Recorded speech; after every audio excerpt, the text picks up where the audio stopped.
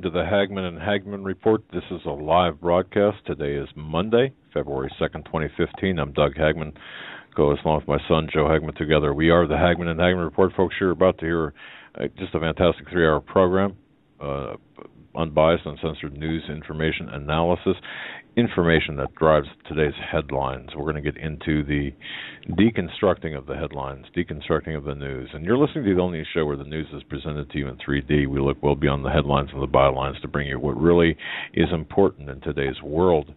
For new listeners, thanks for checking in with us this weekend. We broadcast live each and every weeknight from 8 to 11 p.m. Eastern. Our home base on the internet is hagmannandhagmann.com. And folks, we're simulcast by the Christians United Broadcasting Network. There, tune us in at the hagmannandhagmannreport.com. Again, that's different than our home base. Our home base is hagmannandhagmann.com. Spell it all out. 2 N's on Hagmann, and of course spell out the word and. That's hagmannandhagmann.com. And then to listen via the Christians United Broadcasting Network, there you can tune us in at the hagmannandhagmannreport.com. I want to thank everyone for joining us. Thank you very much for your belief and your trust in us as we walk through this minefield of current events together. Folks, this show tonight is sponsored in part by NatureBox. NatureBox ships great tasting, wholesome snacks right to your door, so you can forget the old vending machine with the stale stuff inside and the snack aisles with the stuff that's not good for you, and begin to snack much smarter with wholesome, delicious treats. You can pick them, boy. You can, whether they're the pineapple rings or the cranberry medley or something like the dark cocoa almonds. They've got something for everyone. So support this broadcast by ordering a free, that's right, free NatureBox sampler box. Go to naturebox.com/CFP radio. That's naturebox.com/CFP radio, or simply go to hagmannandhagmann.com. Scroll all the way down, and on the left you'll see the NatureBox. Just click on that, and it'll take you to our special world at naturebox.com. I want to thank everyone again for joining us tonight. Before I bring Joe on, I want to just make an announcement to everyone. We, beginning tonight, what we're going to do, I think this is kind of interesting. I think this is kind of important. Not kind of. I think it's extremely important. We're kicking off something that this is the introductory episode. We are kicking off the Hagmann and Hagmann University of Conspiratorial Fact, or the Hagmann and Hagmann University of Conspiratorial Fact and History. And this is the first in a series of broadcasts that we are going to get into naming names, teaching. That's right, teaching, providing definitive information that you can identify. And from there, not just gain a better understanding of what's going on, but identify the players, identify the agencies, identify the tactics. This is world and U.S. history that will not be taught, is not taught, cannot be taught in any Ivy League university. And folks, let me warn you, or advise you, not warn you, but just advise you, for those who want to really learn and take part in this program, in this course, there'll be homework. That's right, there'll be homework. Now, we're going to provide, at some point here in the next day or so, we're going to provide a syllabus, course syllabus. And that way you can follow along with our teaching. Now, tonight, we're going to lay the foundation for the class. What better thing can you do if you live in the Northeast, anywhere in the Northeast, or even down into the Carolinas, on a snowy evening than sit by the fire, by the hearth, or at the kitchen table, or in your rig, or police car, or wherever you might be, and take a course in current events, in history, the melding of both, to understand what's really taking place.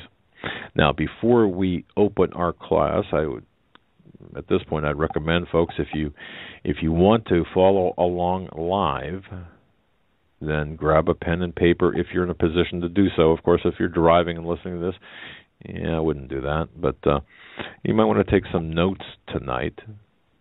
And I just want to also remind everyone that this show, as well as other related show that comprise or make up the content of the course for the Hagmann and Hagmann University of Conspiratorial Fact.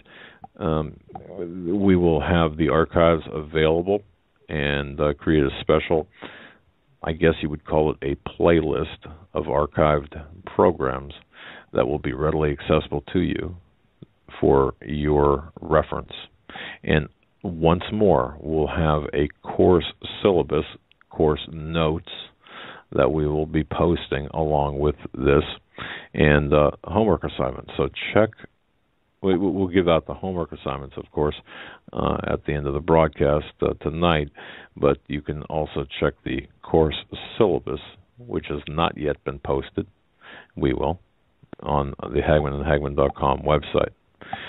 So it's going to be an interesting program. So the first couple of hours, at the very minimum, will be course content.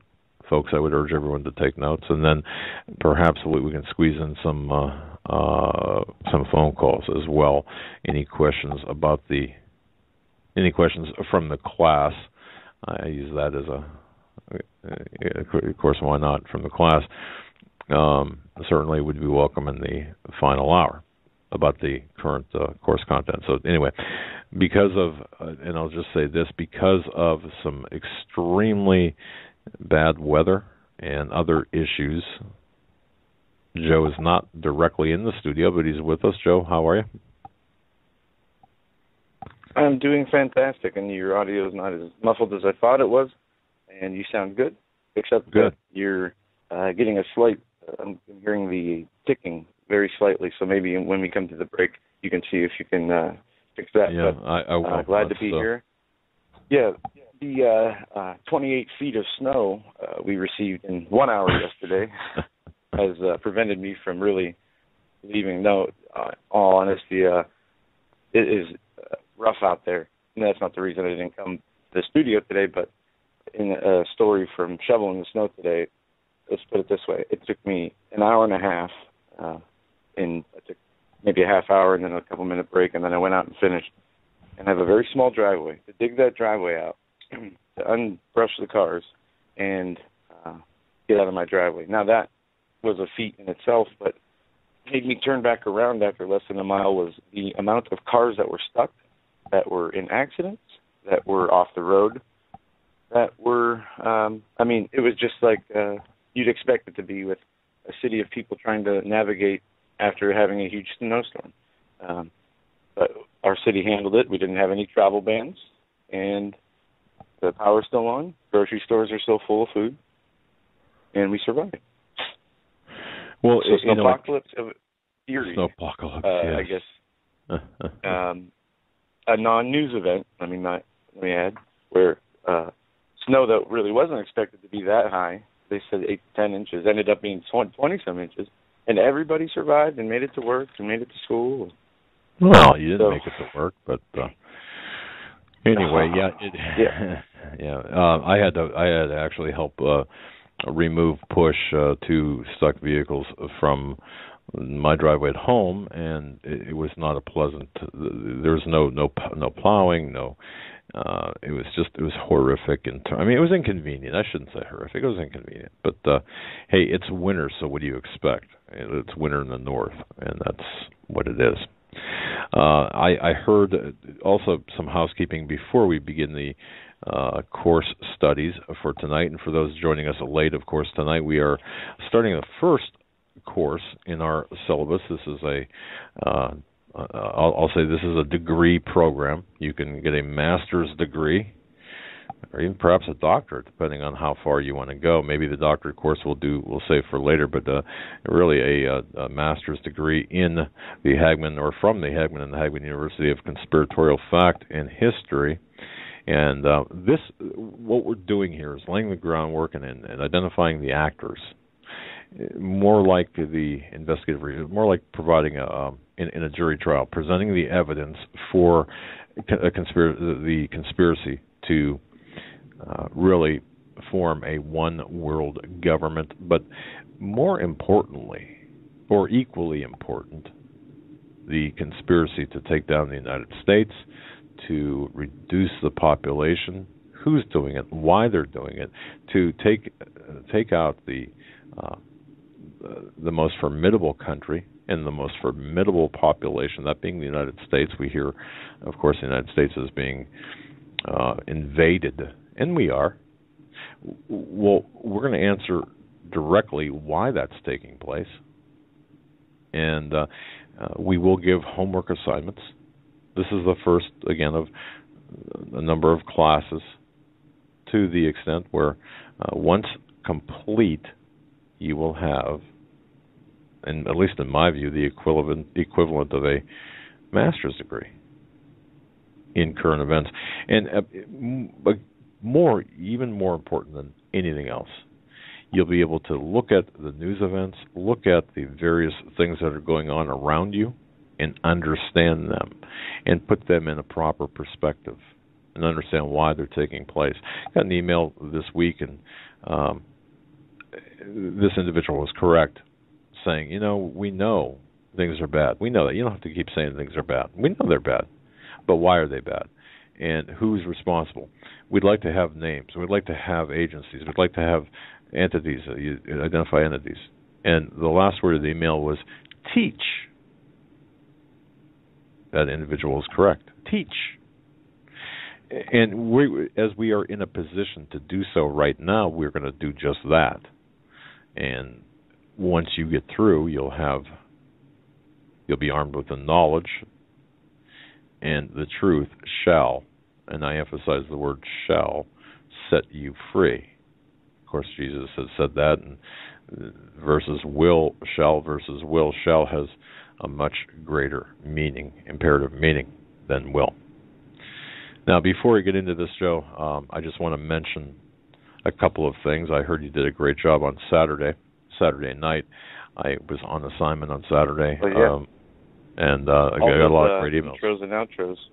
All those intros and outros, Pastor David Langford did a fantastic job, one of the more powerful talks or sermons I've heard him give, and I knew it was powerful even from the lack of Steve.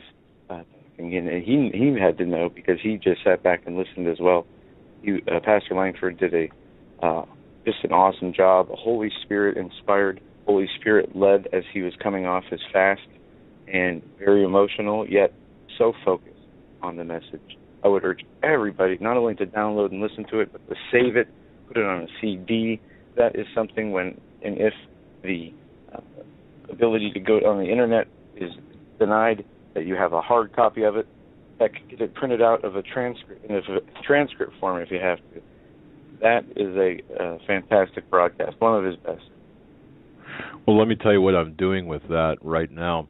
I am taking that broadcast and putting it in, having it trimmed up a little bit, and also the file size, reducing the file size. And folks, just watch HagmannandHagmann.com. It will be available in a smaller file size, not affecting the quality of the audio, and it'll be trimmed, and that way you can download it, you can play it in various forms.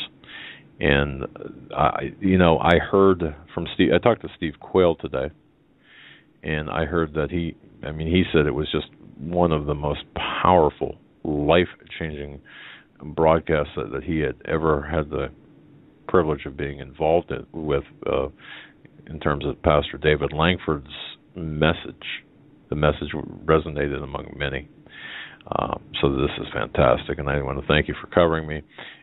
Once again, I would never normally miss this. Something very important yourself. What's that? You were doing something very important yourself. Well, so it wasn't really covering for you, One of us had to do one or the other. Right. And folks, perhaps at some point in the future we might get into what was taking place. But, yeah, thank you. But, okay. Now, one news item that will fit in with this, the university studies that we're talking about, that we're launching today, one of the most important, or one of the most, I believe one of the most important news items. And folks, by the way, we'll talk about the Super Bowl, the halftime, satanic ritualistic ceremonies. We'll talk about that perhaps tomorrow, definitely on Thursday with Nathan Liel. The folks, Nathan Liel, Joe set it up where Nathan Liel will be coming on Thursday. And also Ted Broer on Friday. He's scheduled for Friday as well. But Super Bowl and the satanic rituals, Nathan Liel on Thursday. But peppered perhaps throughout the week, we'll get into that. That does relate to the Economist magazine cover, and we are waiting to see exactly how that would play out. I think we've got some answers to that. So that's kind of, there was a delay with respect to the Economist, and all of this fits together. But but one of the most important news items that I think that came out today, and this very, very interesting, Joe. I'm sure you've seen this. Jessica M. Vaughn from the Center for Immigration Studies issued a report, and I'll just go through this real quick here. Government data reveal that more than 5.5 million new work permits were issued to illegal aliens from 2009 to 2014. This is during the reign of the renegade-in-chief, well above and beyond the number of new green card and temporary worker admission in those years. So what Jessica M. Vaughn has done through the Center for Immigration Studies, through the report today, found that there is a huge parallel immigrant work authorization system outside of the limits set by Congress that inevitably impacts opportunities for U.S. workers, damages the integrity of the immigration system, and encourages illegal immigration. The bottom line here, what we're seeing, notice the words parallel immigrant work authorization system outside of the limits set by Congress. So what this is a shadow immigration system. This is really a microcosm of what we're talking about. We're going to be talking about a shadow government. This is a symptom or a byproduct or a direct product, not a byproduct, but a direct result of this shadow government. Because did you notice that no one in Congress, no one in power has made any moves, really, any meaningful moves to stop this? This is a direct assault on the middle class of America. This is a direct assault on the morality, on the culture of the of America. This is so important to understand that this is the balkanization of America, and this is one of the most important things taking place. There were over, again, 5.5 million new work permits, and that is a conservative number because this does not include those work permits that were renewed of already illegal immigrants here in the United States. Folks, definitely go to the Center for Immigration Studies, or I believe Drudge has this or may have this on the front page, but you can just search Center for Immigration Studies government data, 5.5 million new work permits issued since 2009. One of the most important, in my view, in our view, one of the most important stories right now, more important than what's going on in the Middle East, because this is actually tearing at the very fiber of this country. This is to dilute the culture, to dilute our sovereignty, to dilute our culture, national identity. This is a very instrumental way to create the globalist venue, the globalist environment, including but not limited to one aspect of it, that's the North American Union. But this changes the demographics of everything in this country. And it's done by the communists and by the Satanists. And I say Satanists because by the end of this course, we will prove to you beyond a shadow of a doubt, what we're seeing here is a direct result. what we're seeing with respect to immigration, the lawlessness, the wars, the new economic system, the takedown of the U.S. dollar, the assault on the family, the homosexual agenda, the abortion agenda, the murderous abortion agenda, all of this is satanic in nature, has satanic roots. We will prove that beyond any shadow of a doubt. So you'll have to bear with us if you're listening to this and you roll your eyes and say, I'm out of here talking about Satanism, come on. Well, I had the opportunity to speak with Russ Dizdar over the weekend, and as we spoke, Russ had given some extremely important information to me with respect to really what's going on in the larger sense. So we're going to get into that, lay the foundation here as we open the classroom doors to the Hagmann and Hagmann University of Conspiratorial Fact. We're going to be opening the first class of the course for your master's degree. Now, there'll be steps along the way. We'll have a bachelor's degree, or an associate degree, then a bachelor's degree, then a master's degree. And you will have homework. We'll be posting the homework at hagmannandhagmann.com, as well as giving it out tonight verbally. And we'll be having some class participation during the third hour. Before we get into the first thrust of the class, Joe, anything that you want to, anything I missed or you want to add to? No. Why don't you just continue here? I'm taking notes, basic notes here, but I do have some things I want to see how you're going to take this, and I will jump in when I do, but keep going. All right. And I think the weather might be the factor. You're kind of drifting in and out, folks. I don't know if maybe it's on my end, but it just seems like a little bit strained. But yeah, we're going to get started. So last just so you know, I'm using the big blue one, can sets that we both had before we switched back to the older, expensive ones, the professional ones. So gotcha. I don't know, hardwired in also. Huh. Well, and it could very well be the weather. But all right, we're going to get started. Once again, folks, welcome to the Hagmann Hagmann University of Conspiratorial Fact. Your instructors tonight, Doug Hagmann, Joe Hagmann, and this is really 1.1 of the syllabus. And as we go through things, this will be the introduction. We're going to be laying the foundation tonight for the class and for the actual identification of the parties who are responsible. We're going to be getting into the history of how we came to be in terms of this one world, new world order system. It didn't spring up overnight. The events that comprise this, the actors, both historical and current, and those being set up to lead.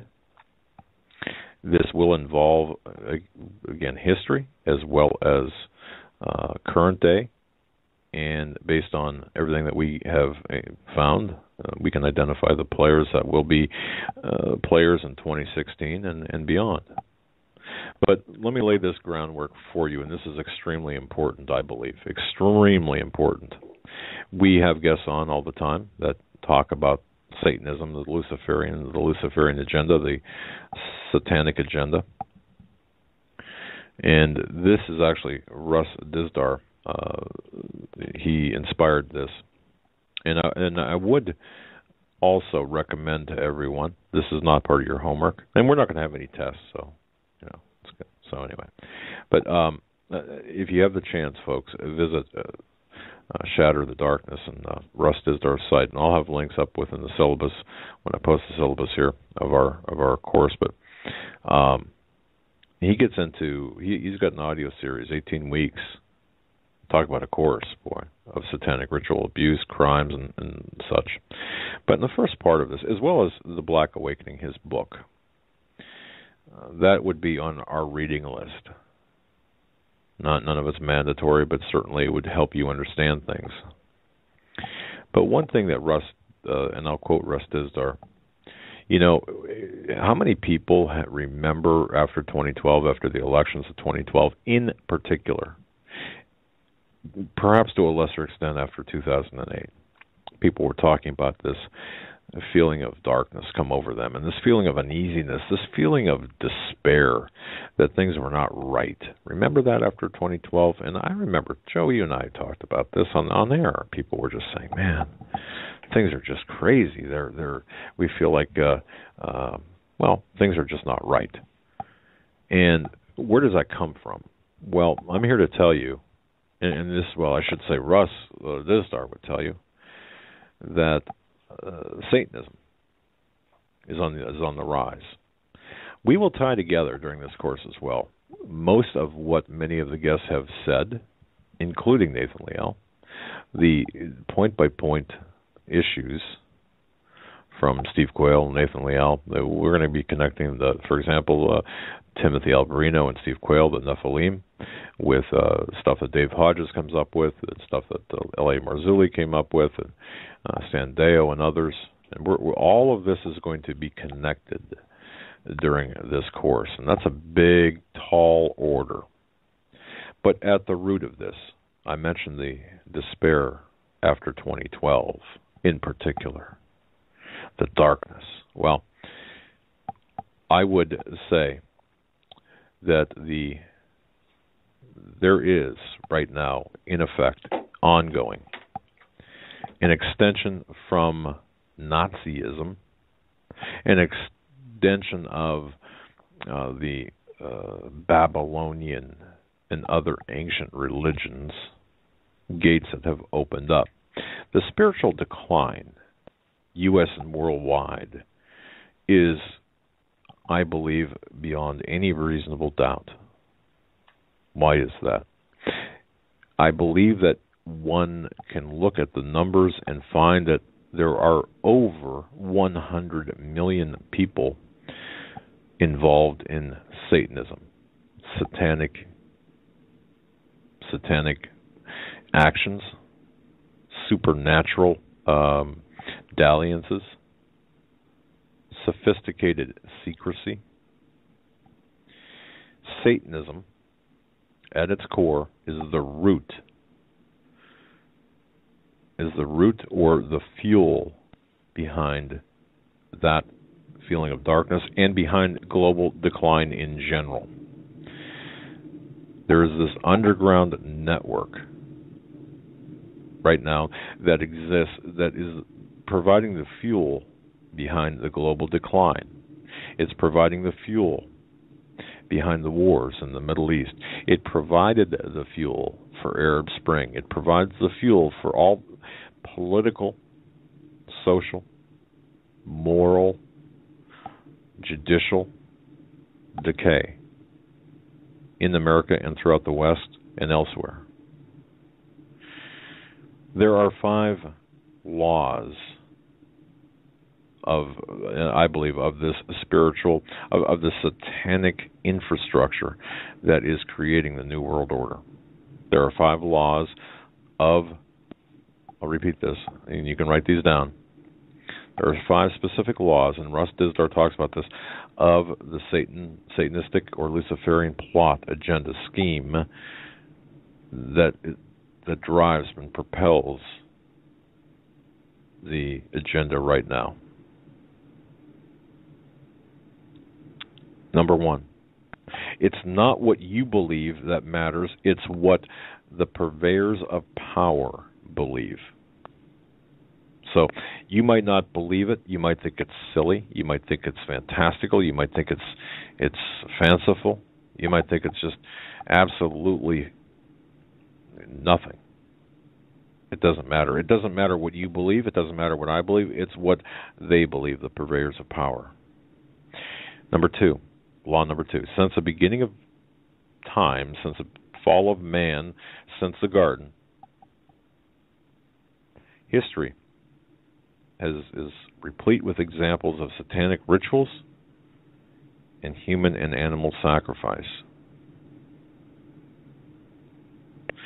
It's interesting because the ritualistic abuse of animals and or humans is the method that subjugates them to prolonged and intense torture for the purpose of power and rewards. What I'm saying here is that people believe, those involved in this particular activity, they believe that they gain power through animal sacrifice, through human sacrifice, through sexual perversion related to satanic rituals. Think, for example, Skull and Bones, the Order of Skull and Bones. Think Bohemian Grove. Think along those lines. And each one, whether it's the Bohemian Grove event or the Skull and Bones Society, each one has a very specific purpose. They all involve, to some extent, some level of Satanism. The rule number 3 is Satanism and the driving force behind all underground societies that are advancing the agenda of a one world, new world order, the takedown of the United States and the West. Satanism is in fact the major purveyor of cultural impact. So Satanism, for number 3, Satanism is the major cause for the underlying cause, the root cause for cultural decline. Number 4, everything that's taking place right now at the very root. Now, we can talk about different levels. For example, the political level, the social level, the moral, even the stuff that goes on in the media. The entertainment, like we saw yesterday in the Super Bowl halftime. But rule number 4, everything that is taking place is spiritually motivated. Dark, spiritually motivated. There's a spiritual motivation for all of these activities. And number 5, to understand what's taking place, we need deep spiritual insight and wisdom from God in order to understand what's taking place. Joe, does that sound about right? Does that sound for the 5 Absolutely. rules? What's that? Yeah, absolutely. I like it. Good. All right. Good. And I did have a question. Am I going to have to do the homework as well? Or is that just the listener thing? Not only are you going to have to do homework, you're going to have to do the extra credit, man. Well, what I was going to say is actually I would love to do that as part of the audience, will say, to do the homework and to see where, just like anybody else, and then to see the difference of the results we get. I think it'll be fun, and it'll be a step for those of us who are sluggish when it comes to learning or trying to understand different things or look at things from a different perspective. I think this will be a good exercise for our thought process and discerning information, what's important, not important, and it's something we need to do. Yeah, I think so. And, with one of the key things, and I say we because it's a joint project, Joe and I, through the Hagmann University of Conspiratorial Fact and History, what we have strived to do is put together a specific syllabus that involves or integrates things like, things that we talk about. And, we are right now in a very critical time in history, in spiritual history perhaps. We are in the middle of the blood moon tetrad. Now, let me just say this. Go back to rule number 1. Okay, the blood moons are a fact. It's taking place along with the eclipses and everything.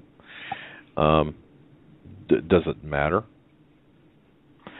Aside from the biblical accounts of Shemitah, the 7-year period, and other things, do the blood moons matter at this point in time, at this point in our history? Well, it may not matter to you. People might say, people might dismiss that. But go to rule number 1. It's not what you believe that matters. It's what they believe. and this goes along with the high holy days, high occult holy days. Doesn't matter if you believe in Beltane or in various other occult holidays. No, it doesn't matter, but it matters to them. So we cannot be so narrow-minded only when it comes to the intellectual discourse.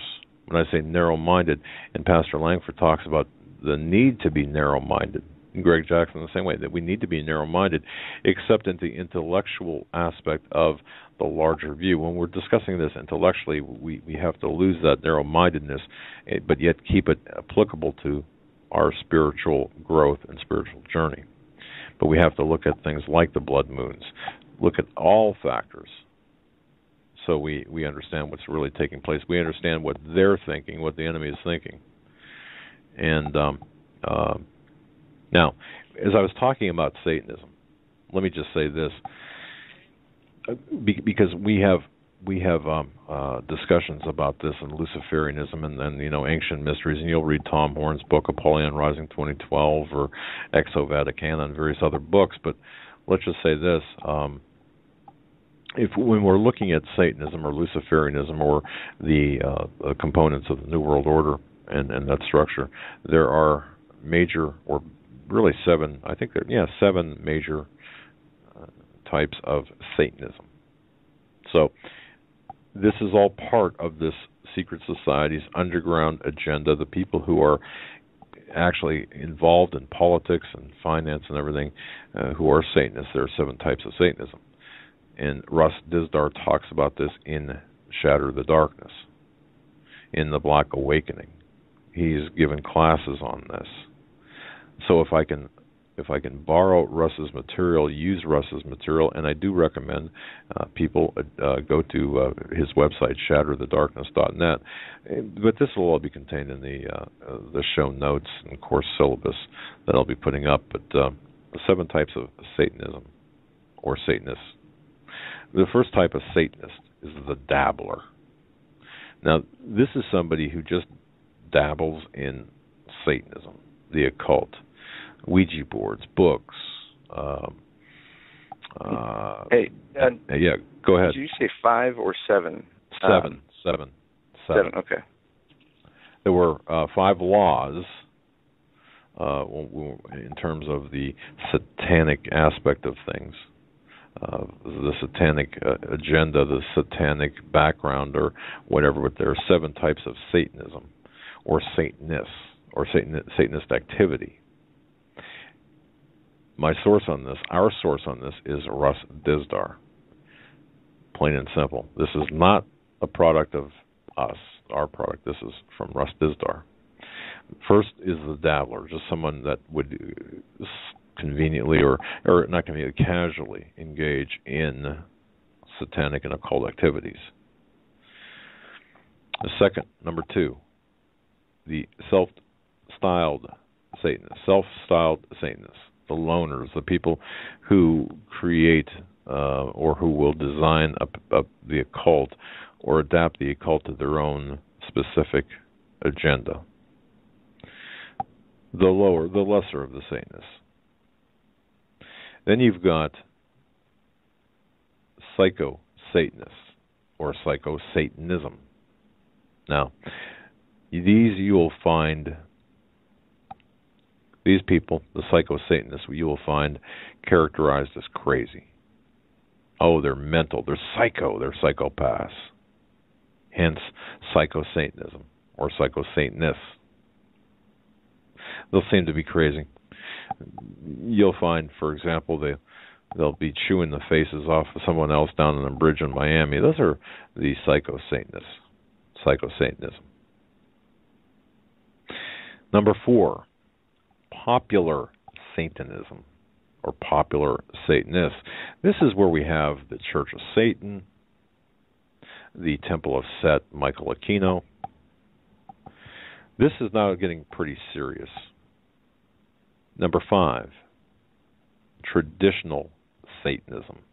Now here, you've got things like people like Anton LaVey. You've got the Cathedral of the Black Goat. This involves the traditional robes and ceremonies and engaging Satan and opening the door to demons, letting them inside.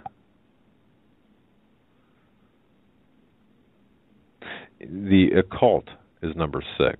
Occult variety, shall we say. This is kind of under the major types of Satanism. 6 is the occult variety. That includes, but is not limited to, voodoo and hoodoo and Santeria and so on. Now, one also could put in there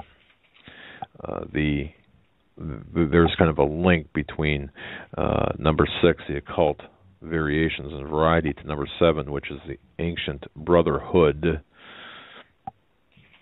And the link between 6 and 7 would be people like Albert Pike and the Masons, who acknowledge or who proclaim Satan to be the light bearer. You've got Aleister Crowley, who fashions himself as the beast, Jack Parsons, OTO.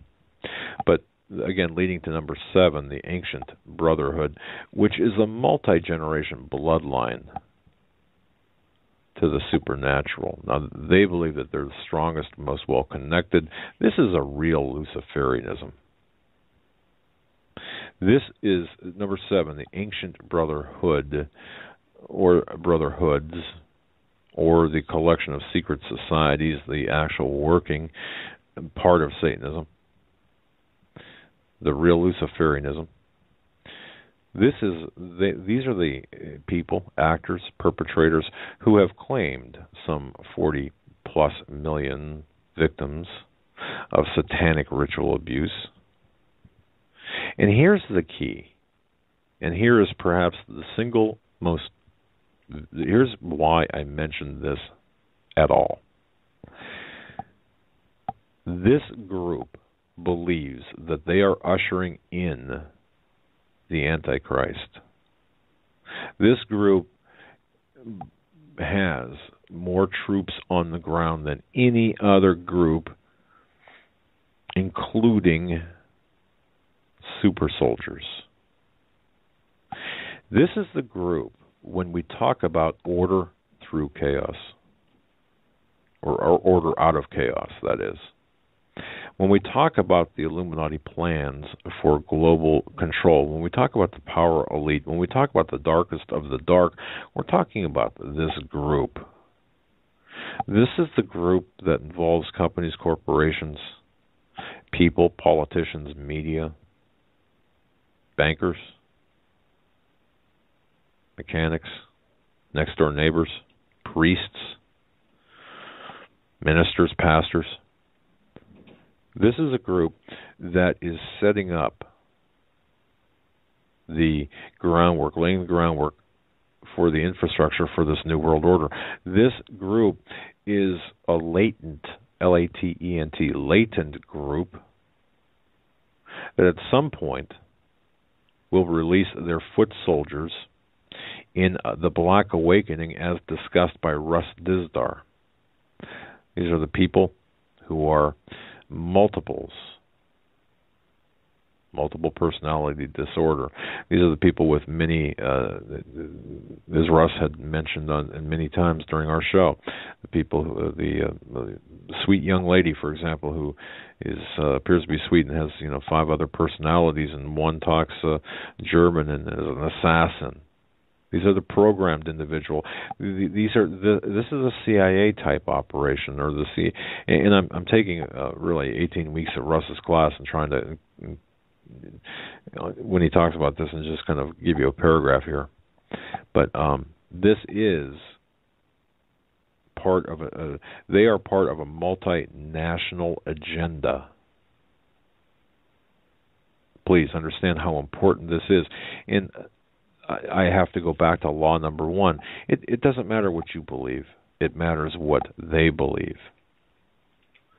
So you might not believe in the occult, or you might not believe in this satanic stuff. You might not believe in this, but they do. And this is real Luciferianism. And how how you may not believe in it, I don't understand, because the evidence is so stunning. The types of satanic and occult crimes, to draw once again on the works of Russ Dizdar, there are really, I'll just touch on three here. The types of satanic and occult crimes that we are seeing, or that you will see, and this is important to understand the thrust toward this multinational agenda for a new world order, to bring in this new world order, to usher in the Antichrist, to create super soldiers, and all of this. There are different types of satanic and occult crimes. Number one is sexual rituals. That includes necrophilia, pedophilia. That's right, it's disturbing at best. Number two, blood rituals, whether it's animal, human. People who will drink human blood, human sacrifices. And those who dabble in animal sacrifices will eventually, most likely, be drawn into human sacrifice.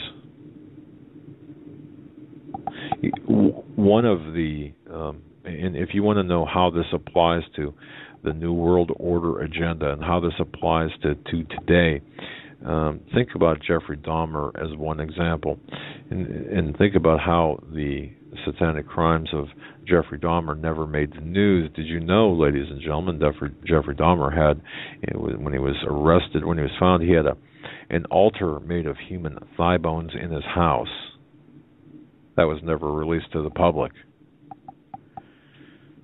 Then you've got satanic ritual abuse that leads to multi-personality disorders. This is a programming that goes into developing the chosen ones, the troops of the Antichrist. These are the people, the sleepers among us, the mind-controlled, sexually or satanic ritual abuse people who will activate upon command. It could be a tone, it could be a word or a series of words, but they'll activate upon command. And these are the victims of satanic ritual abuse. This also could be part of the super soldier program. What we're talking about in reference is Ezekiel chapter 8, Revelation 12 and 13. All of this together. This is the undergirding of the secret societies. This is the infrastructure of the secret societies. Of all the secret societies across the board, what do they have in common at its core is Satanism, is the satanic aspect. There's a spiritual decline across the United States, to recap here, U.S. and worldwide. There are 100 million people plus involved in Satanism, involved in the supernatural, involved in the very sophisticated secret underground, shall we say. They are providing the fuel behind the global decline. And if you thought, for example, that, or if you recall, back in 2012, that feeling of darkness, a feeling of oppression. Well, this is behind it. This is the cause. This is the root, not the fruit, but the root of it. You might see symptoms. The symptoms are the murders, the feeling of oppression, but the actual disease is this satanic framework. And we are seeing this concept that is growing today. Today is the time. Now is the time. The secret societies have had hundreds of years. We could trace this all the way back to the garden and Adam and Eve and the Tower of Babel, of course, and many other points. And more recently, the Nazis, the National Socialists in Germany. When we brought over 9,000 Nazis into the United States, not just for their scientific prowess, but because of their occult nature. perhaps one of the greatest occult, spiritual, most sinister plans ever in modern history was the Nazis. Now, people look historically at Adolf Hitler and the Third Reich and understand the implications politically, but very few understand the nature of the occult, the satanic nature here. Very few understand that, or very few want to talk about it. But at its very core, this is, we just did an autopsy, if you will, a virtual autopsy on the infrastructure, the foundation of the New World Order, the goals for the New World Order, the goals for the current politicians, those in the White House, in the executive branch, in the legislative branch, and in the judicial branch. This is common among them, and believe it or not, it doesn't matter. You'll have enough proof at the end of this. You'll have enough documentation at the end of this course, or you yourself can look and say, wait, this is true. But you see, everything that's taking place, this right now with regard to Satanism, and I'm very heavy opening this course talking about Satanism, because what is really going to be, we even talk about biblical prophecy, don't we? We talk about biblical prophecy as it relates to the New World Order and current events. Well, it's very clear that we are seeing the development of chosen ones, of super soldiers, of a group of people who are being groomed to create chaos. We are seeing people being groomed at the highest levels of politics to lead others into this moral, spiritual abyss. That's the relevance here. Understand that there is a very, very close, before the New World Order can come in, the chaos must come before the New World Order.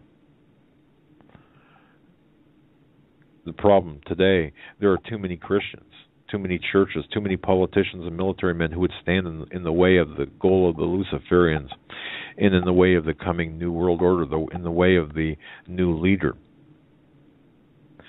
Now, they must have their powers unleashed and the world at its knees so people can follow them. They've got to break the system before that they can replace it with their own, in their own image. This is the root and the infrastructure of the New World Order. This is clearing the way for the New World Order. This is Revelations 19:19. This is Psalm 2. This is biblical prophecy. This is, as Russ Dizdar calls it, the Black Awakening. All of this together serves as the infrastructure for what lies ahead, or for what's taking place right now, but what lies ahead. Involved in all of this are secret societies, special orders, tracing it all the way back to the fall of man. Very quickly, I'm going to digress just quickly. Or Joe, do you have anything? Do you have anything to say here? You're doing a great job. Am I making sense? Absolutely.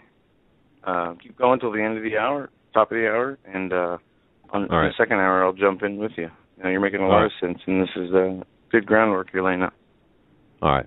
Well, folks, we hear about the Club of Rome. We hear about the CFR, the Council on Foreign Relations, the Trilateral Commission. We hear about all these groups, Skull and Bones, don't we? We hear about the Tavistock Institute. We hear about the Jesuits and the Knights Templar, Knights of Malta, Knights of Columbus, and so on, the Freemasons, Freemasonry, the Illuminati, the Nazis, Communists. I can go on and on and on. And we will. We're going to touch on every one of those and more, because all of these groups, they all are virtually the same, and at their core, at the root, they all have the same satanic philosophy. They all work toward the same. They're working toward the same ultimate goal, and that is to a new world order. But as a mental exercise here, as in the last a few minutes before the break here.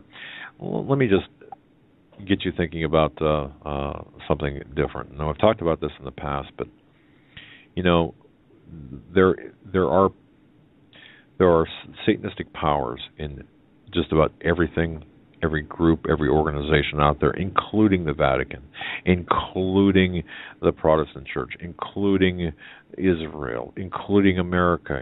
I mean, you name it. There is a satanic influence. So this is an indictment of equal proportions to all of these groups. But I want you, folks, I'm going to tell you just a very brief.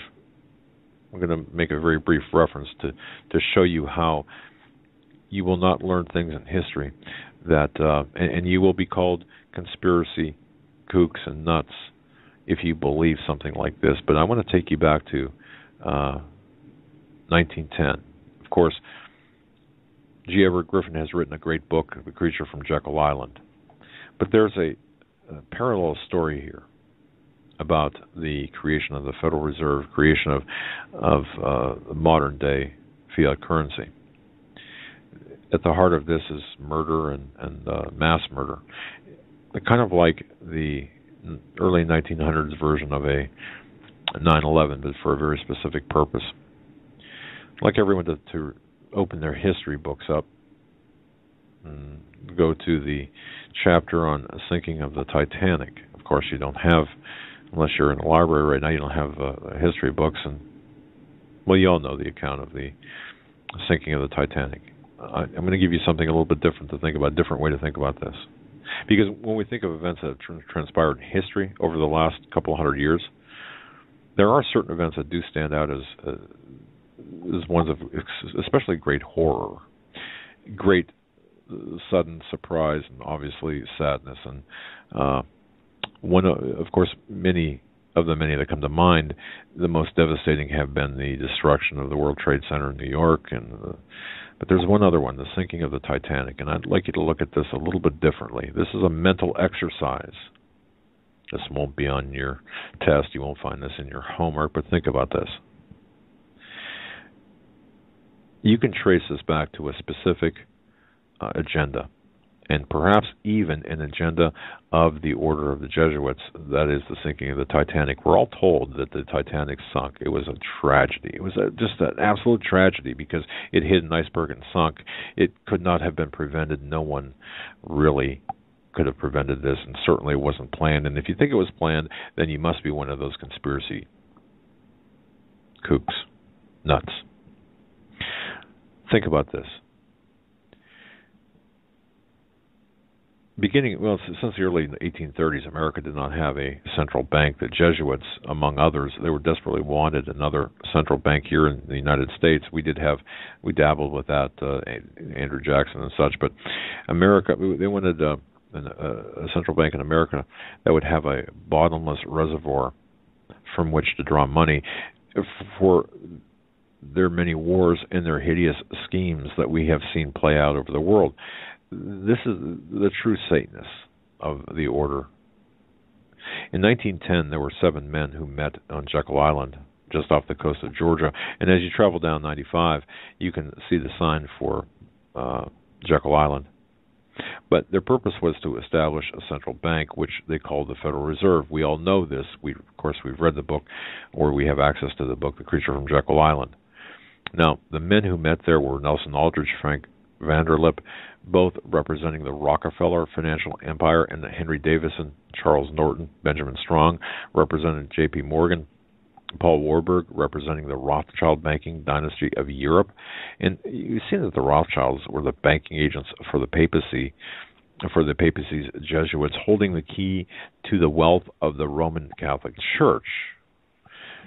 Now, this is not an indictment against Catholics, okay? This is just a matter of fact. The Morgans were friendly competitors with the Rothschilds, and they became socially close to them. Now we have to look at the Morgans, a London-based firm that was saved from financial ruin. You got to go back to 1857 by the Bank of England, over which the Rothschilds held great influence. Thereafter, Morgan appears to have served as a Rothschild financial agent and went to great length to appear totally American. But Rockefeller's entry into the field was not welcomed by Morgan. There was some friction there. They became fierce competitors. Eventually, they decided to minimize their competition by entering into joint ventures, and in the end, they worked together to create a national banking cartel.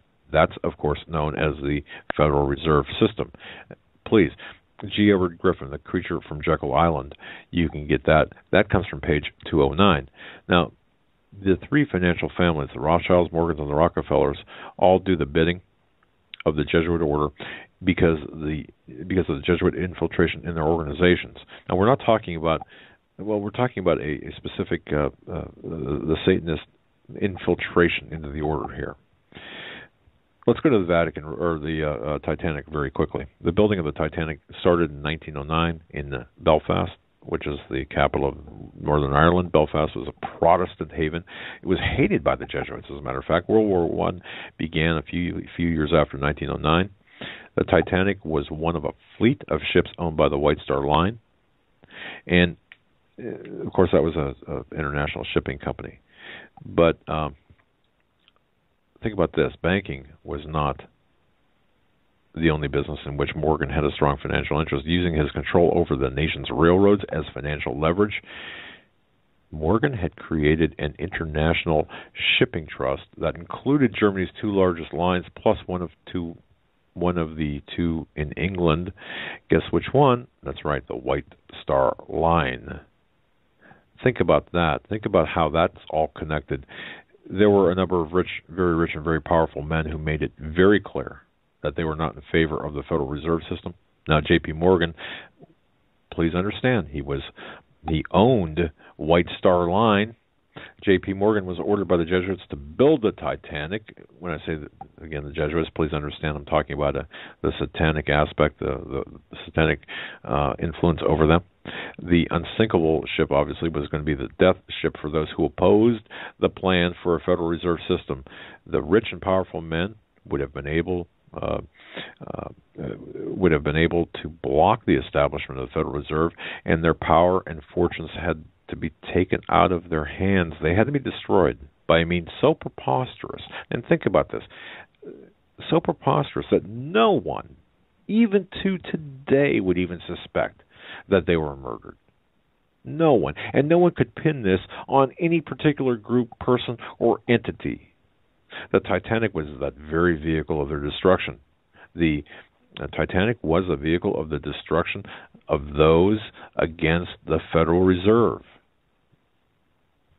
All the wealthy and powerful men that they wanted to get rid of were invited to take the cruise.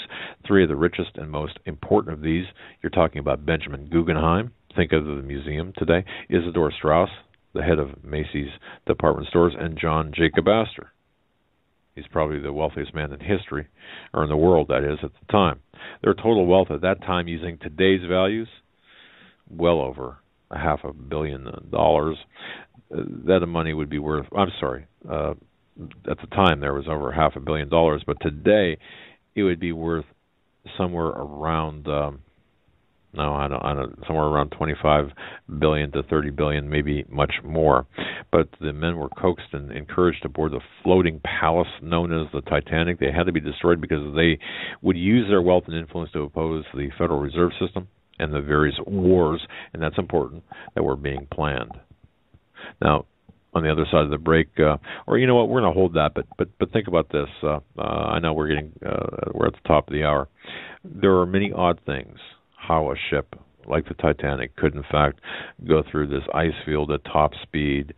Edward Smith is the captain and such. He was Edward Smith was a Jesuit tempore I'm sorry, the title escapes me, but he was high up in the Jesuit order. Having said that, he was also sea captain, and the Titanic that he piloted met its fate, of course, on April 10th, 1912. The Titanic departed from the southern England on April 10th, 1912, but it's met its fate in the cold Atlantic waters by hitting an iceberg.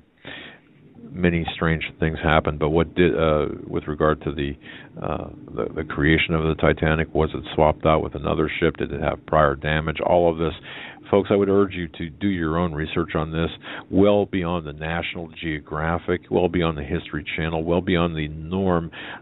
Search for yourself to see the oddities involved in the Titanic. The point I was trying to make with that, pushed up against the clock here, the point I was trying to make is this. Murder is a common occurrence to take out the opposition. Murder of innocence in history is always being revised to make it more palatable and take away from the true story. And anyone who dares talk about the true story, whether it be 9/11 or in the day, the Titanic, they're labeled as conspiracy nuts and kooks. So I would urge everyone to take a look at the story of the Titanic. But the intent there was to absolutely remove the opposition to the Federal Reserve, and that they did. Mission accomplished. Joe?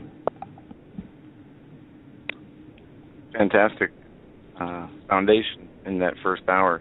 We're going to take a break after a few words from our sponsors. We're going to come back on the other side and pick up right where we left off. Ladies and gentlemen, to hour number 2 of the Hagmann and Hagmann Report. This is a live broadcast. It's February 2nd, 2015 already, with Joe Hagmann, fellow co-host, via remote or at a remote location because of the nasty weather we've got. My goodness, as well as some other issues. But Joe is with us, and he did a great job on Saturday. Folks, if you haven't listened to Saturday's broadcast with Steve Quayle and Pastor David Langford, we'll have it up in we'll trim the file size down and have it up here shortly. It's already up on BTR Blog Talk station, but we're going to try to make it a lot easier. We'll have it on SoundCloud and other locations as well.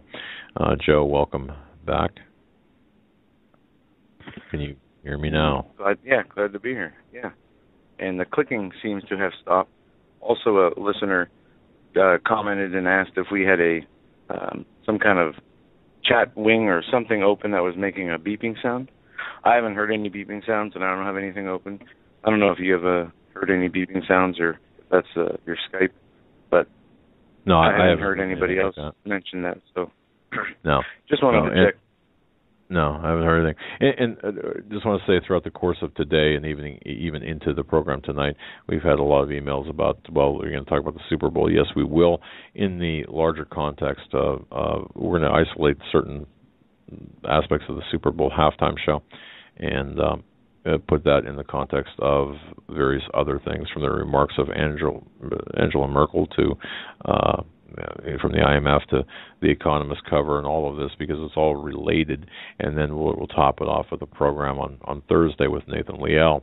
And I just want to say all of that. But Kevin, thank you very much with respect to email about Katy Perry and others. So many people are now awake and paying attention, but what we need to do is really be very focused with respect to who we're fighting against or who we have to expose.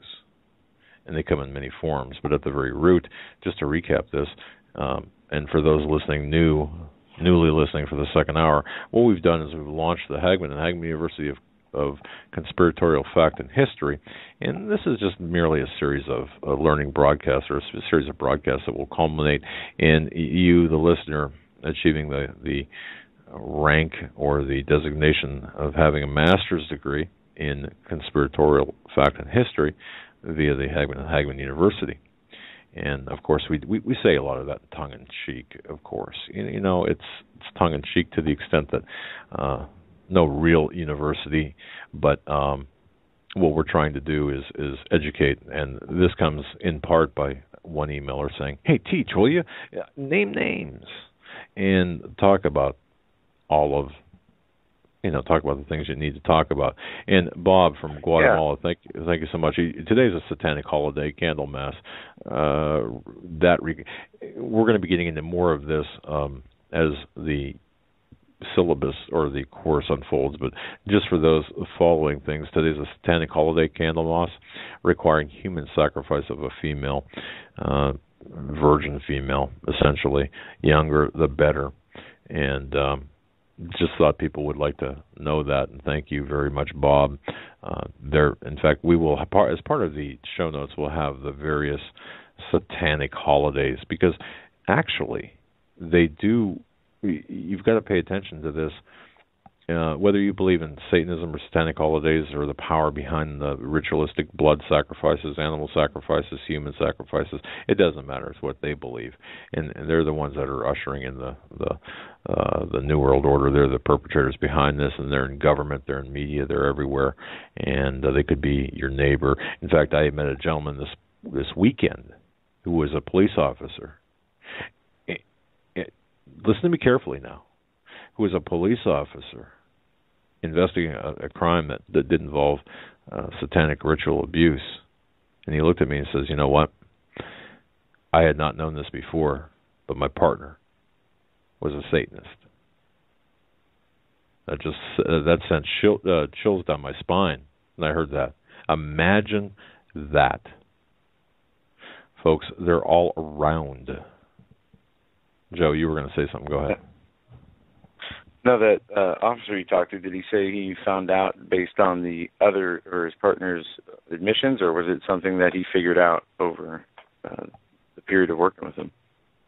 There were some clues, but ultimately it was the admission saying, okay. I asked because stuff has always been in secret, but yet we've seen so much exposure of what used to be stay away from talk, on the news, they never say Jesus, or they never talk about the real roots of the problem, that being the Fed or the Satanism, which people are seemingly, and I talked with Nathan Leal earlier today, and we were talking about what he observed in the Super Bowl, his initial observations, and how, something different than it was 20 years ago are these people being rewarded who seem to be, as Katy Perry's more openly admitted to selling her soul to the devil, has admitted where her allegiance lies.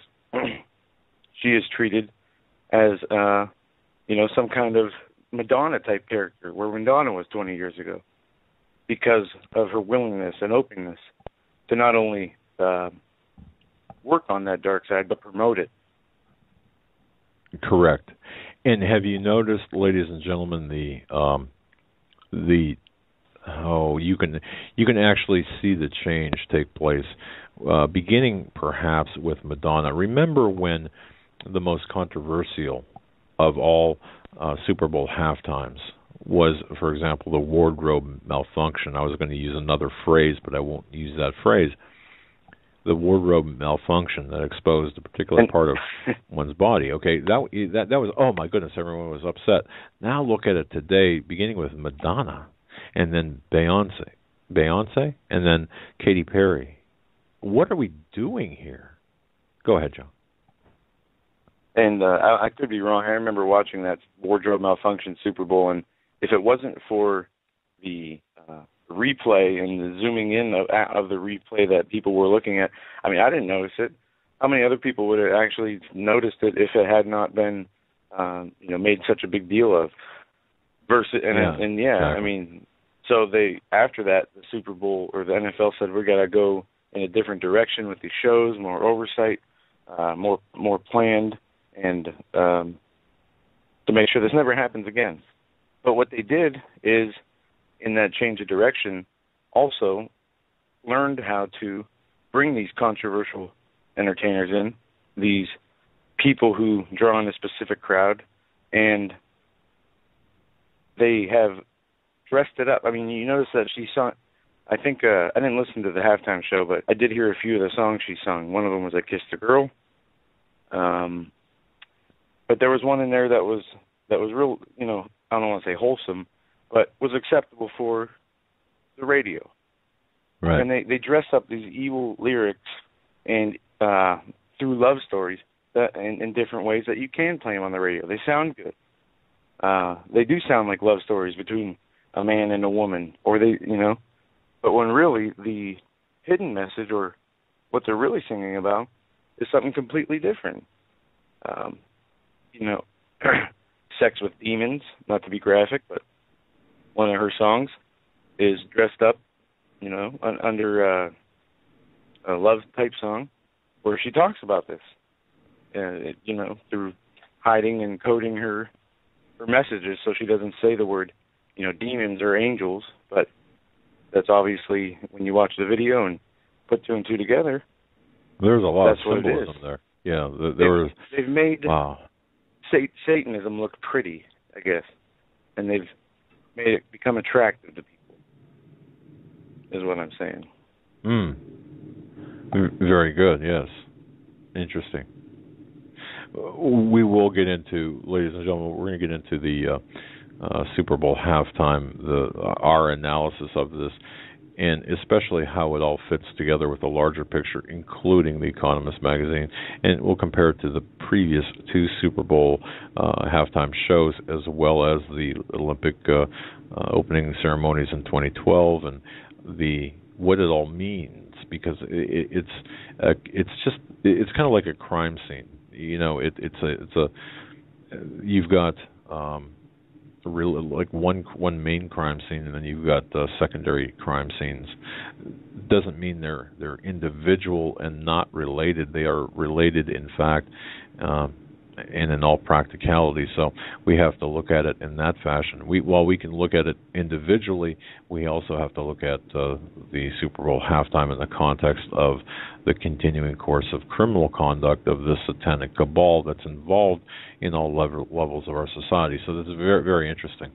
Now, before the break that we took, and while everyone was sharpening their pencils and getting another notebook or turning the pages and what have you, we were talking about the Titanic, or I mentioned the Titanic, and I didn't get very deep into the story. To do so would take perhaps an hour of class time, and we're not going to do that, at least not tonight. I did get an email, and thank you so very much for your email. You can go to hagmanhagmann.com, and in the Contact Us, there's a form there. But Karen, thank you so much for your email, and she writes, asking a question, we'll say, for the class: have you read The Titanic's Last Secrets by Brad Maston? And she writes, I bought it because of your theory on how and why the Titanic sunk. And I had talked about this before, expecting it to support your view. However, it does a very good job of refuting it. Now, she writes that she's not taking a side here, just offering a different point of view. And then she writes, I don't know which is correct, but I'll send you. She writes, I don't know which is correct. Now, Karen, thank you so much for that. Now here's my response to that. Yes, I've seen the book. I've read excerpts of it. I have not read the entire book. So, having said that, take my response accordingly.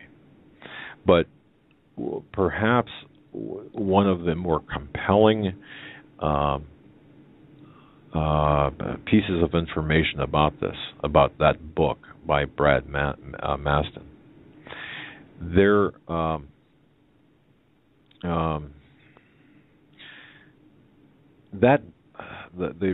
findings of that book were based on secondary evidence. Okay, the evidence that had already been evidence that was either secondary evidence, not necessarily by the strict definition of secondary evidence, but evidence that had been found and touched and messed with before Maston came along. And there is some bias and inaccuracy built in that book. I not having read it, I can't point directly to it, but I do know people who were involved in the Titanic operation, the rescuing of not the salvaging, but the identification, the looking at the crash site. And I'm struggling for words here, but the bottom line here is, I don't believe.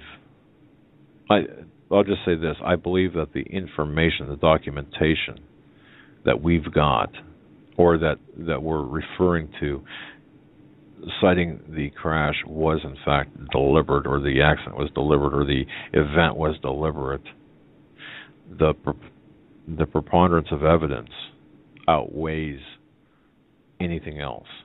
If you look at all of the connections between Morgan, J.P. Morgan, because I don't believe, and I could be wrong, I don't believe that the book itself explores the connections behind the ownership. Think of 9/11. It would be akin to, or be, we can make it, we can compare it to like 9/11, where we would just examine the buildings and not get into the people behind it.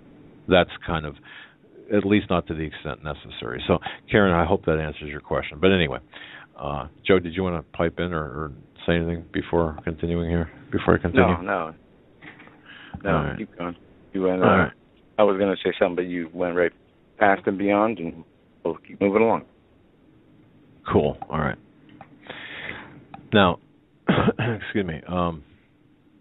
And for those joining us late, Hagmann Hagmann, University of Conspiratorial Fact and History, presenting to you teachings that identify the people, agendas behind the New World Order. Now, I want to say this, though, while I remember to do so. For new listeners, and we don't say this enough, we do have a YouTube channel. It's Team K9. It's Team K-N-E-I-N. And also we have Hagmann Hagmann on Facebook and Twitter. And we don't promote those a lot, but there are a lot of people that are fans on there. And we do promote our shows on there also, with links to the shows and links to the articles and such. So I just wanted to put that out there to remind people. Hopefully I can remember on a nightly basis, and we'll do that in the beginning. But while I remembered, I wanted to at least get it one time. So hope I didn't take you off course.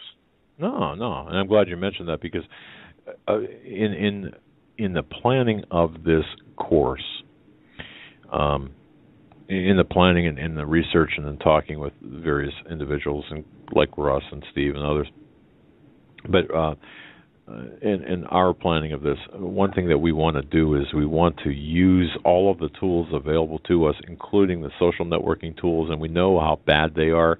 We know that we just know, for example, Facebook and Twitter, the monitoring and the just a lack of privacy.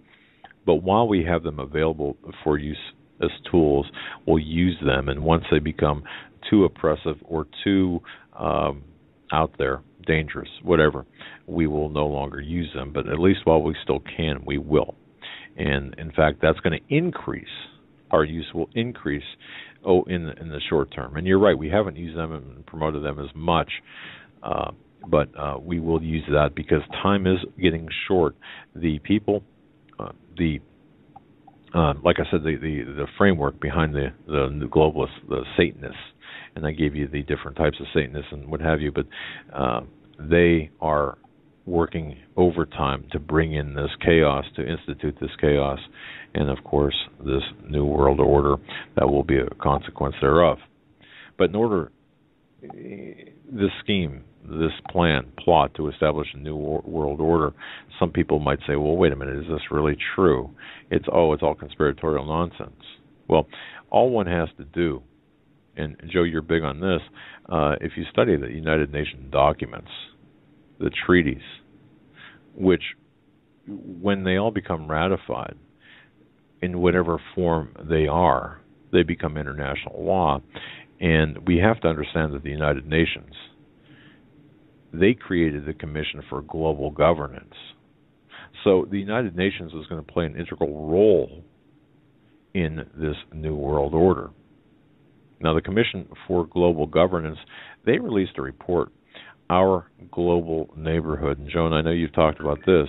It predicts a world court, or calls for and predicts and says this is kind of a fait accompli. Once again, the Commission for Global Governance released a report called Our Global Network. This report outlines, predicts, calls for a world court, a global tax, and a global police force. When you hear about the climate change, when you hear about carbon credits, when you hear about all of this stuff that really doesn't make any sense by itself, under the umbrella of this United Nations Commission for Global Governance, our global neighborhood, it does. The U.S. State Department publication 7277, that outlines a one world police force under the United Nations. If you look around, or if you study history, we've said this so many times, so many prominent leaders of the world, political leaders and philanthropists and business leaders, I think people like Bill Gates and others, they're calling for a world government. The intent is clear. It's unfortunate because more people are so preoccupied with things like the Super Bowl or sports and television, or just simply our responsibilities. No one's really got the time or the inclination to study what is actually taking place in the corridors of power. The coming one world government is being set up in the political arena under this flag of the United Nations, and the organizations involved include, and folks, you know this, the Trilateral Commission, the Council on Foreign Relations, the RIIA, the Royal Institute of International Affairs, the Bilderbergers, the Club of Rome. Now, these societies, these groups, the members include many world leaders, media personalities, people within the press, and other influential people. The stated goal, for example, of the Council on Foreign Relations, for example, is a one world singular government. And although most have never heard of these groups, many have never heard of these groups or have passed them off as mere think tanks. These groups are extremely influential in the halls of power and also in the airwaves. The core hold to the Illuminati or Illuminist philosophy, which, beginning the course, is the Satanist philosophy, Satanism at its core. Now, the secondary focus is economics. We're seeing this take place right now in the world of economics with free trade agreements, NAFTA, GATT, and so on. The International Monetary Fund, IMF, the World Bank, the Bank of International Settlements, and Joe, you've talked about this as well.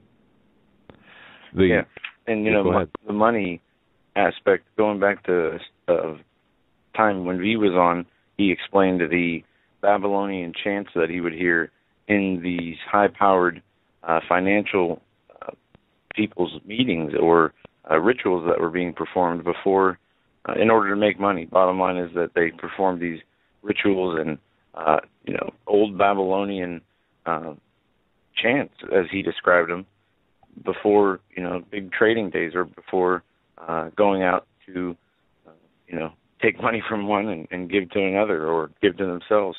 We know that money is a means to an end for us. We have to work to get money to pay for shelter, food, etc. But for these people, money is just power mechanism by which they use to influence not only people but other nations and governments.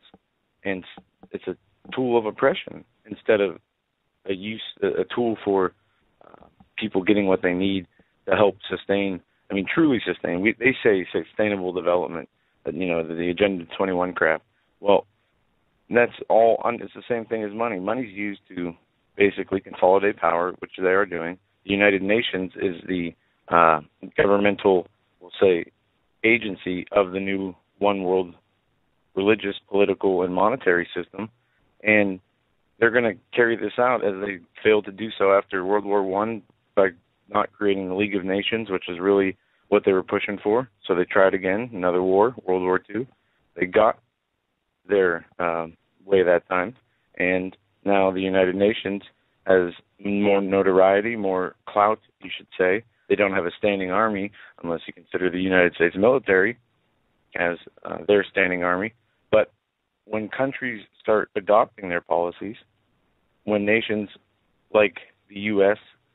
are isolating themselves and shown to be the cause of all the unrest that's going on in the Middle East. And when I say the cause, I mean the instigators, or the people who started the rebellions, who started the uprisings, the overthrows, to what we see today, the civil wars that have ravished the Middle East, especially along religious lines where Christians are being beheaded. You have to ask, and in other parts of the United Nations, Lucifer Trust, which was changed to Lucius Trust. That's going to actually, Joe, founded by. And you know, Joe, that's going to be part of. We're going to be going extensively within the course into Lucius Trust and Lucifer Trust and what's behind that, and the role that's going to play in the upcoming economic stuff that's going to be taking place. Go ahead, sir. No, and bottom line is here, going back to the first world government that was established, Babylon. In Babylon, Nimrod, being the leader, wanted to build the Tower of Babel. Well, we know how that went. He was not successful. The Lord confounded the languages of all involved and scattered them abroad across the earth. Now, in that scripture it says, for they have all the same language, and as they are all together, being humans, all together under one agenda, nothing will stop them.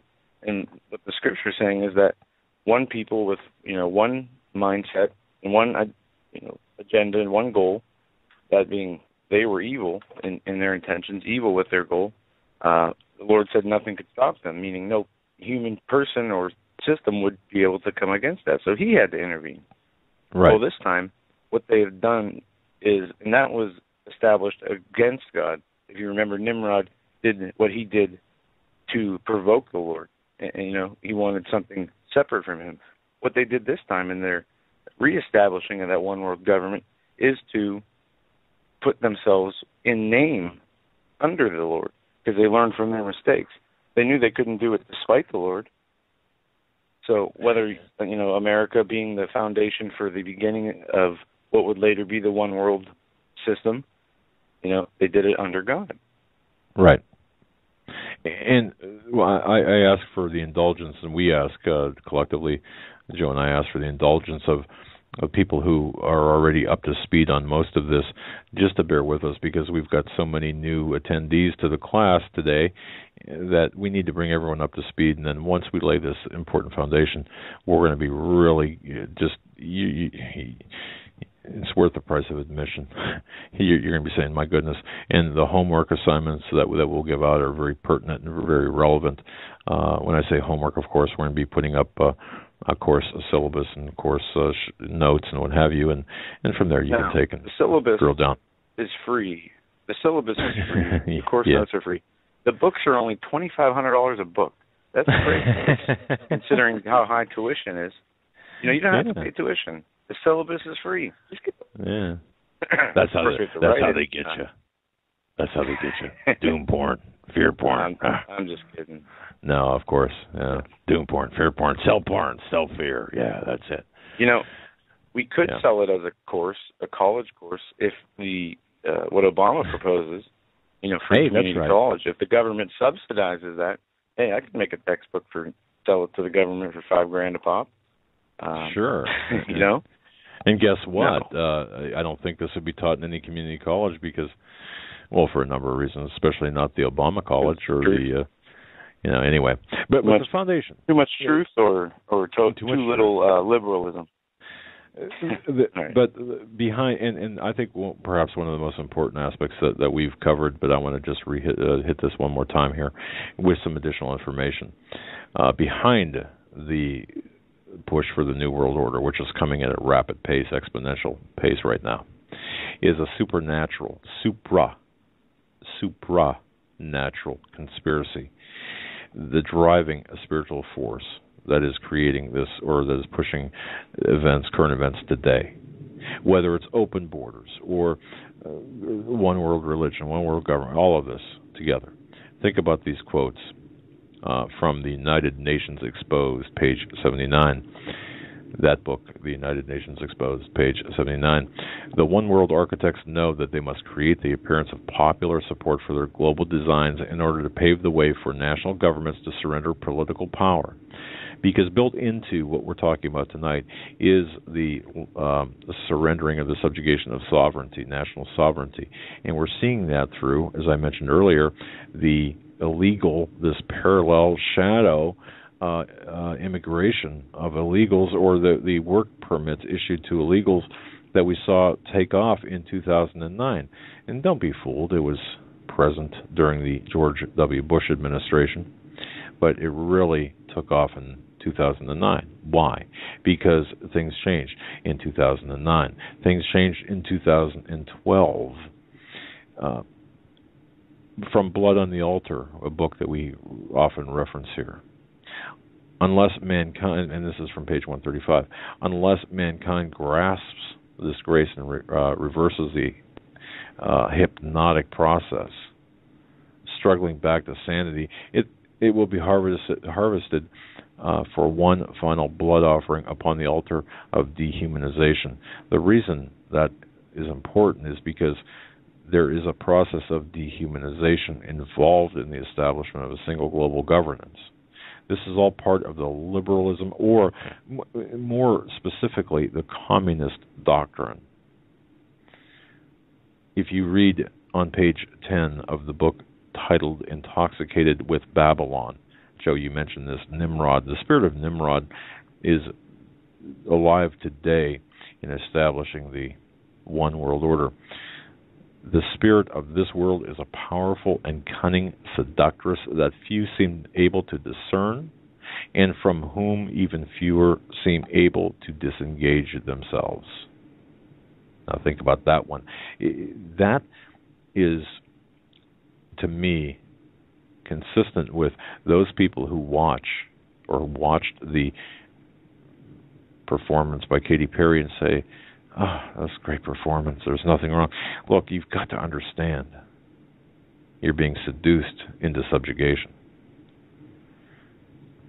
And Paul T. Coughlin from Secrets, Plots, and Hidden Agendas, they believe that an elite and evil group controls world events, that such evil control is the fulfillment of Bible prophecy. Well, folks, the reason that's important is because the people, and I've said this before, the people in power, the Luciferians, the Satanists, are following to the letter the prophecies outlined in the King James Bible. They are actually following them but counterfeiting them.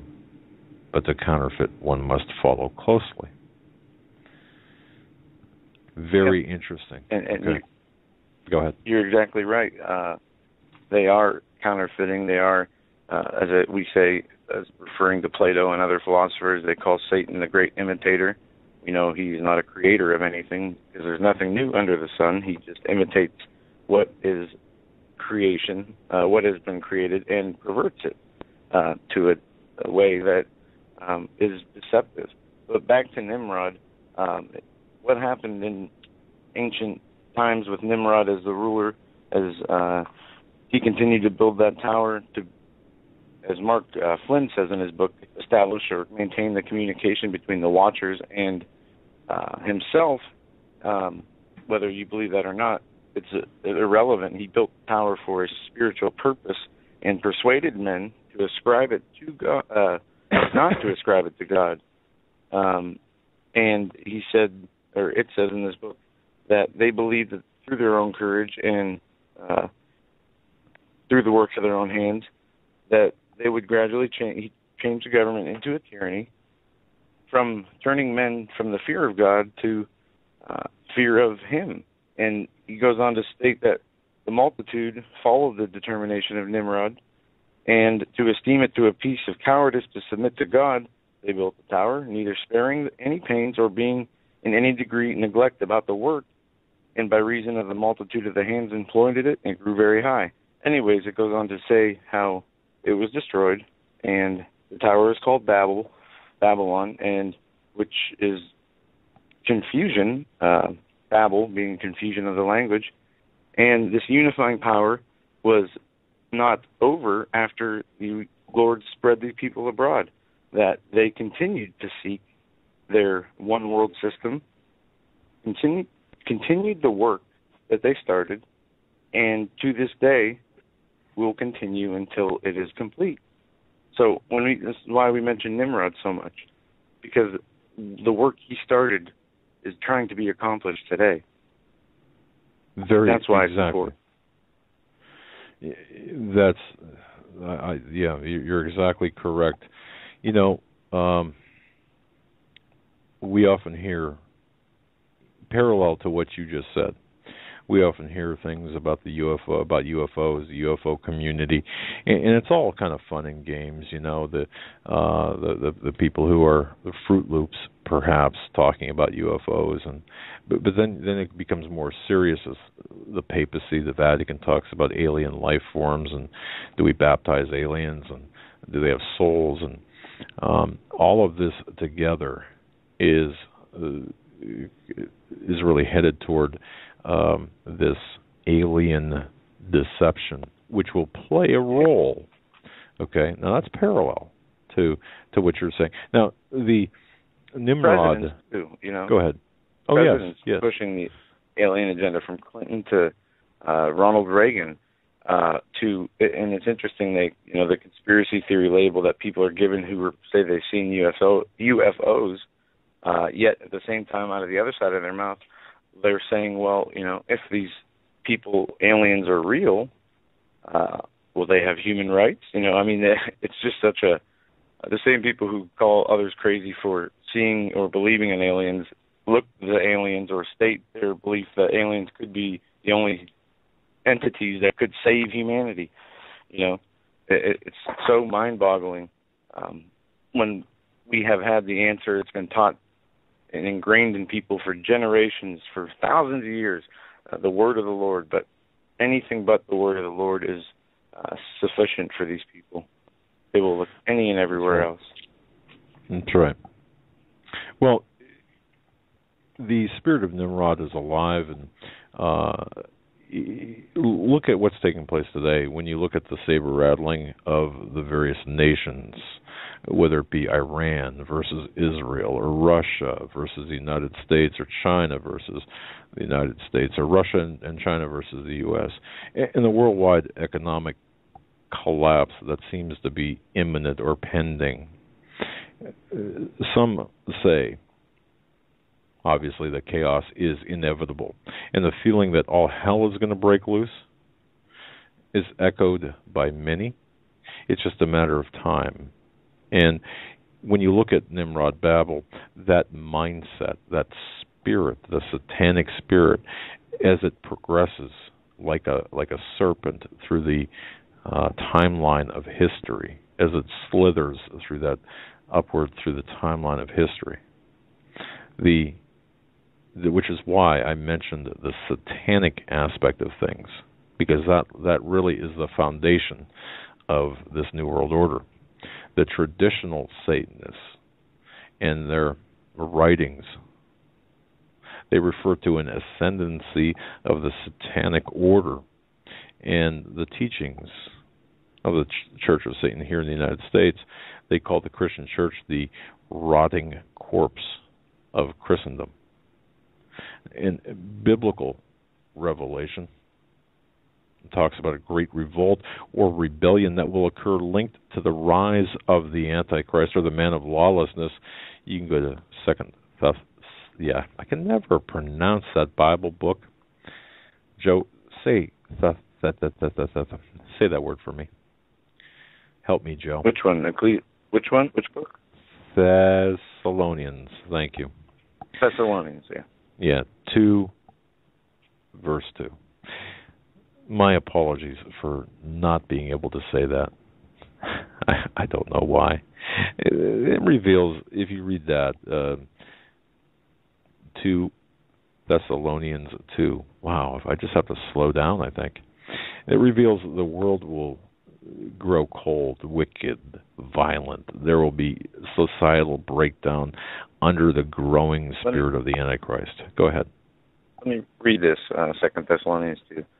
Okay. Now we beseech you, brethren, by the coming of our Lord Jesus Christ, and by the gathering together unto him, that ye not be soon shaken in mind, or be troubled, neither by spirit or word, nor by letter as from us, as that day of Christ is at hand.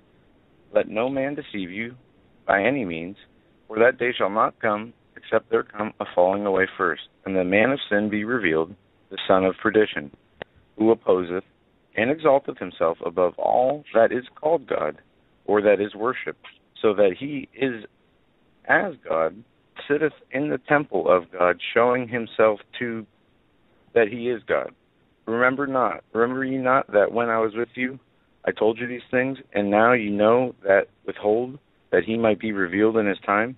For the mystery of iniquity doth already work, only he who now letteth will let until he be taken out of the way. And then shall the wicked be revealed, whom the Lord shall consume with the spirit of his mouth, and shall destroy with the brightness of his coming. Even him whose coming is after the working of Satan with all powers and signs and lying wonders, and with all deceivableness of unrighteousness in them that perish, because they receive not the love of the truth, that they might be saved. And for this cause God shall send them strong delusion, that they should believe a lie, that they all might be damned who believeth not the truth, but had pleasure in unrighteousness. But we are bound to give thanks always to you, God, brethren beloved of the Lord, because God hath from the beginning chosen you to salvation through sanctification of the Spirit and belief of the truth. Whereunto he called you by our gospel, obtaining of the glory of the Lord Jesus Christ. So it says this in its closing. Therefore, brethren, stand fast and hold to the traditions which ye have been taught, whether by word or epistle. Now let the Lord Jesus Christ himself and God, even our Father, which hath loved us, and hath given us everlasting consolation and good hope through grace, comfort your hearts and establish you in every good word and work. But yes, and here it talks about the deceiving. Let no man deceive you by any means. There's something that opposeth and exalteth itself above God, against God. And the Lord says, remember this, because I told you this. And it says that the mystery of iniquity is already at work. And this was millennium ago. So how much more is it now? Well said. Well said. One thing, Joe, I failed to mention, and folks, my apologies for this. When we were talking about Satanism being at the root, at the heart of everything, you hear people talking about. Well, Joe, you mentioned about the bankers conducting this Babylonian chant, and others talk about rituals being performed under the cloak, the guise, the belief system of Satanism. And some people call it the Illuminati, or Skull and Bones, for example. One thing that we don't talk about, and Russ Dizdar points this out, he creates this fantastic picture in his own teachings. Why are they doing this? Are they doing this, as a sport, or for fun, or for entertainment, or for personal gain? Well, there are 5 reasons that they're doing this, that there are satanic rituals taking place, and so many. And folks, I think when I read these 5, or note these 5 reasons for satanic rituals, think Bohemian Grove, for example. We talk about that, don't we? Alex Jones talks about that. Others talk about that. Some people say, it's just and I quote Richard Nixon, a faggy men's club. But what's really going on here? What about the satanic rituals of the overt satanic rituals of the Super Bowl, of the Olympics? There are 5 primary reasons for rituals, and I'm going to give them to you right now, and I should have done this before. Number 1, to obtain demonic powers for themselves, the people who are engaged in the rituals. You could have a president or a chief of staff or a media personality or any one or many involved. Number 1, reason for engaging in such rituals is to obtain demonic powers themselves. Number 2 is to install or instill, whatever you prefer, powers in others within their group. Think of the bankers. Think of, once again, Bohemian Grove. Number 3, to release the spiritual or supernatural covering of protection for themselves. Number 4, to open portals and to send demons against enemies. It doesn't matter if you believe this. It matters what they believe. Who are the enemies? Enemies could be pastors, ministers who are telling the truth, could be watchmen. It could be you. And the 5th, perhaps the most salient, or at least the most interesting, shall we say. Think of 2012. Think of your emotions after the election. To send demons to dirty the air over cities. To cause... I don't mean to be silly. Don't they do a good enough job with the chemtrails? They need to now summon demons. Oh, the chemtrails are something you could point to and say that's a man-made product, but what they're doing here, it's kind of funny to think about it that way, but they're sending demons out to dirty the air over cities and to cause an oppressive presence. Some people will say, man, it just feels like, wow. You know how people talk about having a cloud over their head? Go ahead. If they really wanted to cause some disruption, I mean, just think this through for a second. And maybe we're not looking at it properly through the proper biblical understanding of how the spiritual world works. But it's like they want to create some kind of nuisance, but not... I mean, the damage apparently that they want to do versus what we see or is ascribed to them. Not to say that they're good by any, but we know that an angel can wipe out an entire city or village. One or two from the story of Sodom and Gomorrah. Why, with a demon having still a semblance of spiritual power, not what extent, I don't know.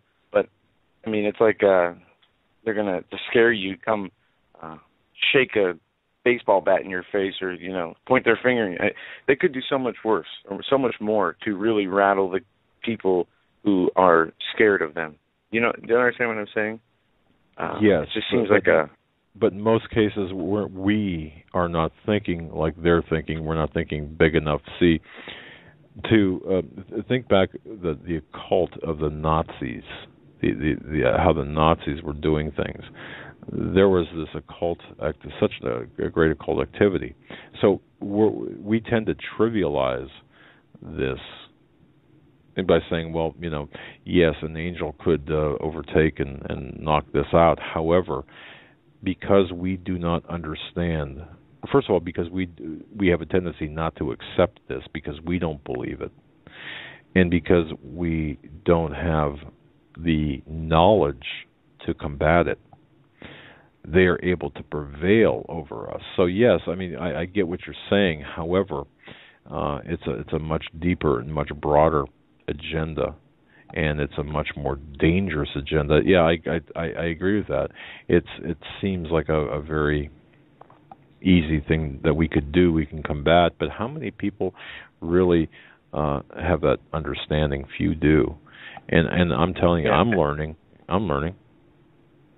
And I'll say this from a personal experience, and when these weird oddities or things that seem or could be demonic, my mind will think, wonder if it's demonic. I'll give you an example. Trying to sleep, that's something important to do, pertaining for actual spiritual matter or spiritual show I'm doing. And the night before, you hear this subtle banging of sounding like a pipe outside being banged with a wrench. Now, you don't hear it ever before that or after that, but it's that one night, this constant banging. So you start praying because you're not sure what's going on. And if it is something that is not, if it is something spiritual and obviously not of the Lord, then you pray and rebuke it. Right. Well, after, maybe a half hour of praying, it goes away. And you relax and you try to go to sleep, and all of a sudden it starts up again. Well, imagine starting to pray again, and your spouse, sleeping next to you, yells at you, to shut up and says a profanity while sleeping, and wakes up and says, "Oh, goodness, that felt like something evil spoke through me." That happened to me a week and a half ago, 2 weeks ago. Now, by her wake, when she woke up saying, that felt like she was having a dream or some kind of crazy nightmare, she explained. And she was yelling at somebody else. But it was just the timing was so odd. As soon as I started to pray again, just out of nowhere, that yelling and the words that were said, it felt like it was directed at me. And, my mind is like, well, no, that's crazy. But when I look at it and put it all together and continue to think about it, what else could it be? So you have to recognize it. It's subtle. They want you not to think or attribute it to that. But, it did what it was supposed to do because I let it. It, took up and got in my mind, got in my head. And Russ Dizdar talks about this. Our spiritual power to combat things like that very quickly, because I know we're on a time crunch here. Russ Dizdar talks a great deal about this when you're in that position. But we have to know, we have to come back to our spiritual center. We have to we have to understand discipleship. Every believer should know the 5 A's, and I'll just give them to you very quickly, folks. The 5 A's, because the cornerstone, the very foundation of what is coming to pass, what we're going to see come to pass, is this outgrowth of the satanic agenda and the compartments, what comprises the satanic agenda we're fighting against. But in order to do that, we have to tap into our spiritual power. So remember these 5 A's very quickly. Number 1, awareness. Just go to 1 Corinthians 2, chapter 11. We cannot be blissfully ignorant. That's awareness, number 1. Number 2 is alert. We must be alert at all times. Colossians chapter 4, verse 2. We have to be watchful and vigilant, sober, of course. Number 3, we have to know our authority. That can be found in Luke chapter 10. That's 3, authority. Number 4, armor of God. We have to put it on and leave it on. And that, of course, can be found in Romans 6. And we have to evaluate that often. Number 5 is action. Now we have to put the Word of God into action, into practice. We have to become stronger through prayer and through supplication or fasting. And we have to know this. So the 5 A's, awareness, alert, authority, armor, and action. The source of that, folks, is Russ Dizdar, Shatter the Darkness. Now, our guide when it comes to the satanic roots of the New World Order is Russ Dizdar. And it's so important to understand just how satanic this is. That's why we spent so much time on this. So, and also understand the root of the super soldier program, the root of all these secret societies, the root of the coming, the root of the chaos that is discussed is Satanism. Satanism is is the foundation for the New World Order, and the fruit we'll see in the form of chaos, in the form of economic disasters, in the form of the economic takeover, the religious takeover, and the political takeover that does form the New World Order. Folks, you're listening to a special Hagmann and Hagmann edition on this, the 2nd day of February 2015. I'm Doug Hagmann, and with Joe Hagmann together, we are the Hagmann and Hagmann Report, a special University, Hagmann and Hagmann University of Conspiratorial Fact and History. Back, ladies and gentlemen, to our 3rd and final hour on this Monday, February 2nd, 2015. We have been talking about the, let me get it here right, the university conspiracy call. Yeah. I can't find the picture of it. Okay. No. Actually, it's the Hagmann and Hagmann University of Conspiratorial Fact and History, and will be an ongoing series. And thanks for bringing us back. And I noticed that I was actually pulling on some cables here to fix some things, and apparently, it's interesting. I wasn't muted, but anyway. And just a quick, go ahead. For those who joined us later, or whatever. If me and my dad sound a little disjointed, like we don't know who's doing what, it's because we're not in the same studio. And I don't know if it's hard to communicate easy in the studio, obviously, because we can just point and we know what we're talking about if they're going to do a commercial or whatever. But when we're separated, and it's much harder, isn't it? Very much. You're in your pajamas, and think about right? that. I'm in sweatpants, yeah. We're talking about, just the body language and being able to pick up tiny cues. The show runs smoothly. But when, you're not in the same room, it's just so much different. Yeah, exactly. It's interesting. Well, we're going to try to speed through the rest of this, hopefully. And I don't know, Joe, does this appear to be going well, or is it the first, first? Very well. All right. Very well. All right. I don't have, I'm not in chat, so I don't have the feedback from that. And folks, this will be archived, and of course, there will be a course outline and a syllabus and homework as well. For those people, it's not mandatory. If you want to study more on your own, for example, I mentioned the Titanic, and a lot of people will say that's conspiracy theory. Well, if you look at the preponderance of evidence that we bring forth in this, I think people will understand that there's more than theory. And some of the people the history that we're shown and taught in schools and universities is history that they want, the rulers of power elite want us to know. But at the base of this, and if you get nothing else from this tonight, the basis of all of this is the satanic foundation, which will manifest itself in the appearance of a communist one world order. It will be communist in terms of appearance, but at the very root of this is the satanic aspect of things, and that's really what's important.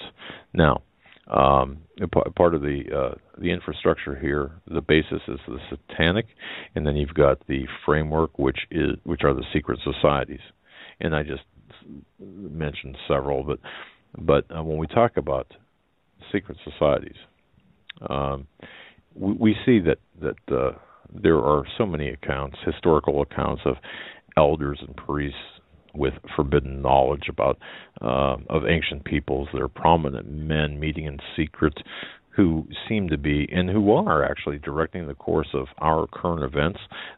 But more importantly, we'll find historical accounts of men who met in secret, who directed the course of civilization. It's recording in the writings of men of all people. The secret societies, the oldest perhaps would be the Brotherhood of the Snake, which is the Brotherhood of the Dragon, known by its other name. It exists today under other different names. And it's clear that religion has always played a significant role in the course of these organizations.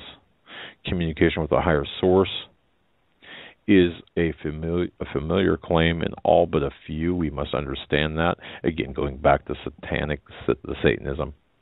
The secrets of these groups are closely guarded, and they're thought to be so profound that only a very small, chosen few, well-educated and inducted are able to understand and use them.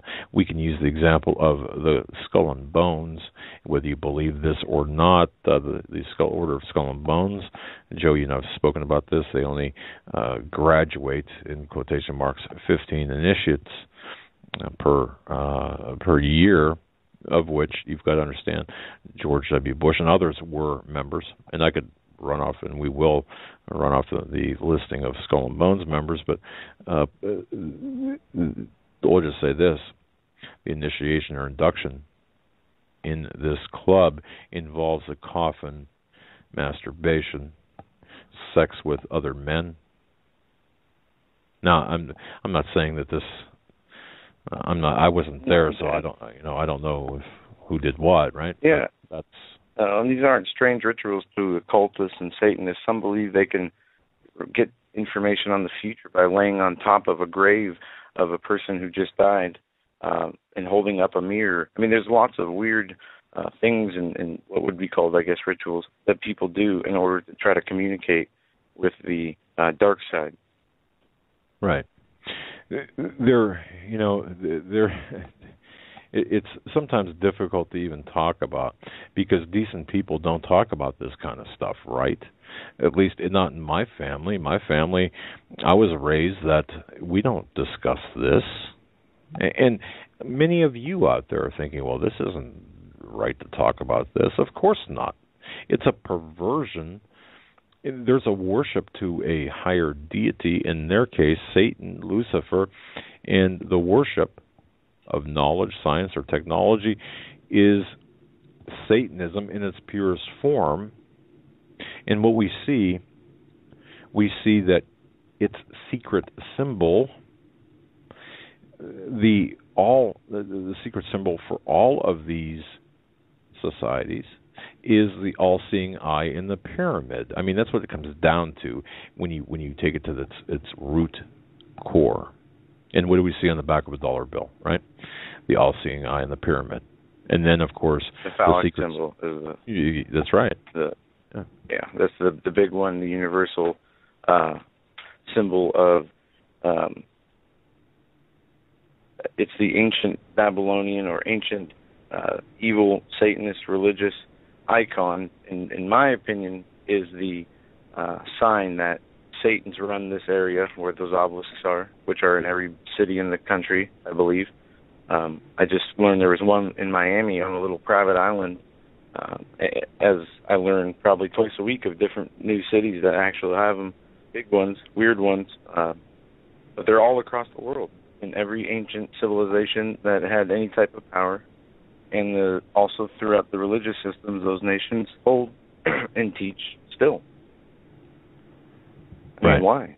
If it had no meaning, I mean, if it's not important, if these symbols are basically random by chance just to have a decoration on whatever it is they're putting these symbols on, well, why are they universal, and why does Scripture, in many cases, describe these symbols?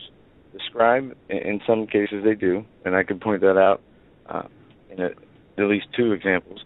Why do they, and are they held in such high regard by these secret societies, Bohemian Grove to,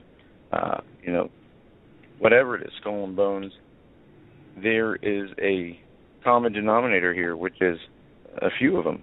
One is secrecy, one is rituals, and the other is power. All these people in these societies, this is one common theme in all these societies. Exactly. Let me announce a homework assignment for people. And you're going to have to dig deep for the answer on this one. I was never somebody who did homework, so I'm going to do it now to make up for all those times. Yeah, well, we'll wait till after the show to do it. But did you ever wonder, I mean, we have so many customs, right? Did you ever wonder why the American flag at the when it covers a casket and it's folded, it's handed to the next of kin in the form of a triangle? Why is that? It's just a question. This is the homework or the question? No, that's the homework, to find out what's at the root of that practice. Just a question. But anyway, really the plan here we're talking about is to establish one world government. Of course, it's not new. Joe, you mentioned Nimrod, Babel. It's been a long-established goal of those who practice Satanism. The Satanism, the mystery religion, as it's referred to, it's the oldest of all the world's religions of secret societies. Okay, I'm not going to argue the points about that. We're talking about the secret perverted societies, the counterfeit societies. Biblical Christianity, of course, and Orthodox Judaism please understand me, biblical Christianity, Orthodox Judaism, they're world religions that are outside of this particular mystery religion.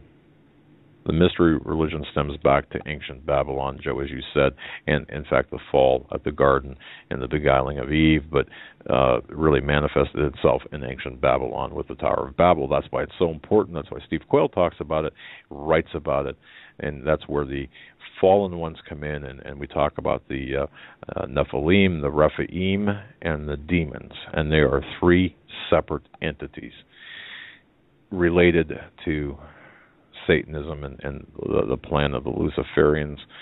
The Nephilim, of course, are the fallen ones, the ones that fell, the fallen angels. The Rephaim are the genetic offspring, the hybrid offspring of the Nephilim and the female women, or the women, and the demons are the disembodied spirits of the Rephaim. So quickly, as kind of a side note, we've got the Nephilim, Rephaim, and the demons. And people get them confused and twisted, but the true definition, and this is in Steve Quayle's revised, updated edition of Genesis 6 Giants, Nephilim, the fallen ones, Rephaim, the hybrid offspring of the Nephilim and human women, and the demons are the disembodied spirits of the Rephaim, plain and simple. Now, the initiates of the mysteries, the Satanism, we'll say, the goal they have, that they term it the great work. Now, to us, or to the uninitiated, unwashed masses, they hold this out to be a benevolent world dictatorship under this new world order. Oh, it's going to be good. Everyone's going to be happy. Acceptance, tolerance of homosexual marriage, redefining the family, tolerance of everything. This is a kind of, actually, this is, when you look at this very deeply and understand that Hitler was posing initially, at least, as a benevolent dictator, and he himself was an illuminist or a Satanist and a member of the Thule Society. The entirety, really, of the secret or the SS were also initiates. The great work is a process of illuminating the human soul to a state of antichristical behavior. It's completed when the whole human race achieves this state. The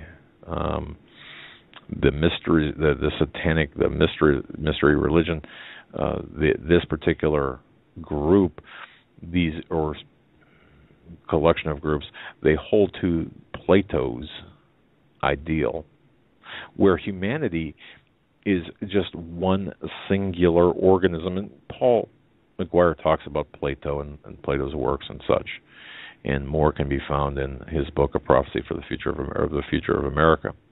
Now, adherents view humanity as one collective being, and the individual must sacrifice for the benefit of the whole, yet individuals in question are, you got it, you and me. Now, socialism and communism have their roots in Satanism or this mystery religion. Regardless of what history professors will tell you in Ivy League school, there is very little difference between socialism and communism. All right.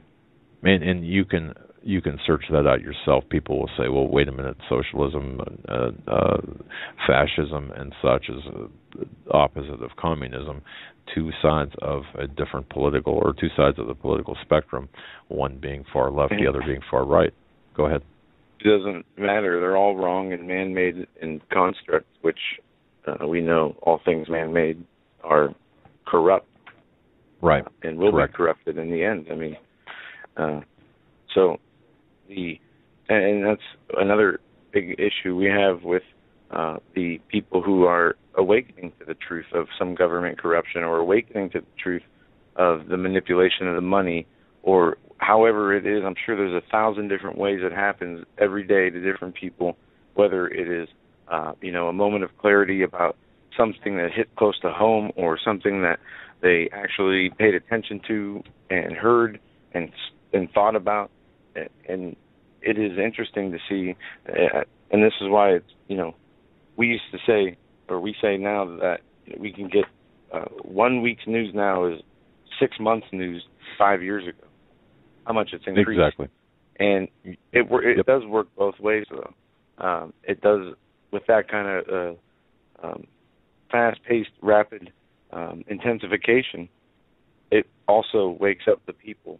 It's not just furthering their agenda. It's waking up a huge amount of people. And what we try to do is bridge that gap to the solution, which is Jesus and what's in the Bible, as that is the only truth that matters. Not only that, but it also explains everything, why everything is the way it is, and what's going to be the end of things. Exactly. That's one of the reasons I like it so much, is because it doesn't matter. I mean, you can look at the historical sources and evidence for to fill in certain blanks, but the Bible basically explains not only how to be a human being on this earth, why we're on this earth, who created it. I mean, it has all the answers. But what's happening? Right. Science looks everywhere else. And it isn't interesting how science is now almost going to prove religion or life after death, or science is not unable to prove it. They've actually done some interesting studies on the conscious and where it goes under anesthetic versus when you sleep, and compared the results of the activity and near-death experiences as well. And the more science gets into these studies, they learn that life doesn't stop at death, at least from what I've seen. But you won't hear that. You'll hear about the global warming. That's right. But those are based on lies from the studies. So, what they're trying to do, what these Luciferians are trying to do, is that they're seeking eternal life, not through Jesus, but through uploading or downloading, whatever you prefer, their consciousness into computers, and of course they're attempting to tweak their DNA. I mean, it's just insidious, the level of, which is why we see programs like the DNA, the what's that, Human Genome Project, and other things. This is all part of a larger agenda by the Satanists, and I'll call them Satanists for the purpose of continuity. We'll call them Satanists. And to get back to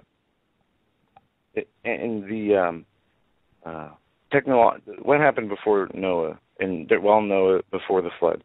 The Bible describes it as a time where the fallen, but through mating with earthly women, created a world of nothing but hate, where every man thought nothing but evil continually. So but from that point to from when it started to when every man only thought evil continually, how did that happen? Well, what does the Book of Enoch or some of these extra biblical books state what these fallen angels did for humanity, what secrets they showed them: metalworking, makeup, alchemy, bracelets. Yep. Working of the metals.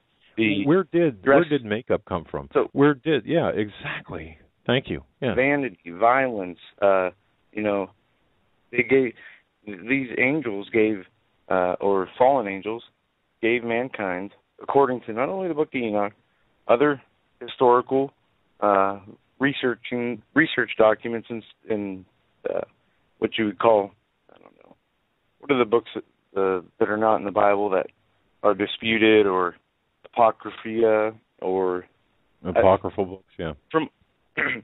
There's certain common themes, like the Great Flood, for example. Every historical document that deals with this issue admits that there was a Great Flood. There's no denying that. They don't deny it. Yes. So this is the same with a few other issues. One of them being, for my research, the giving of this technology, these secrets, to humans, which correct led to the evil all the time. And this goes and are back we not to there Atlantis. again? Right. I mean, Sir Francis Bacon, Plato, Atlantis, all of this is all connected.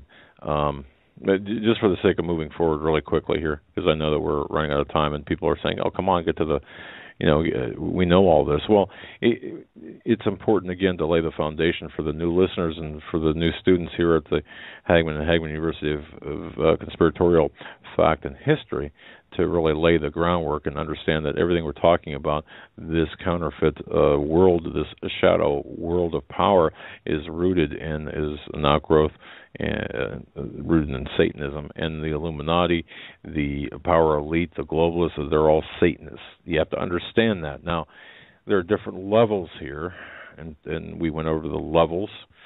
And some people who are members of various groups and organizations, they're not at the lowest of levels. Of course, they don't understand that, what they're involved in, whether it's a Masonic type situation or another club. They don't get the fact that at the very top is the ruling, controlling elite who are true Satanists and who have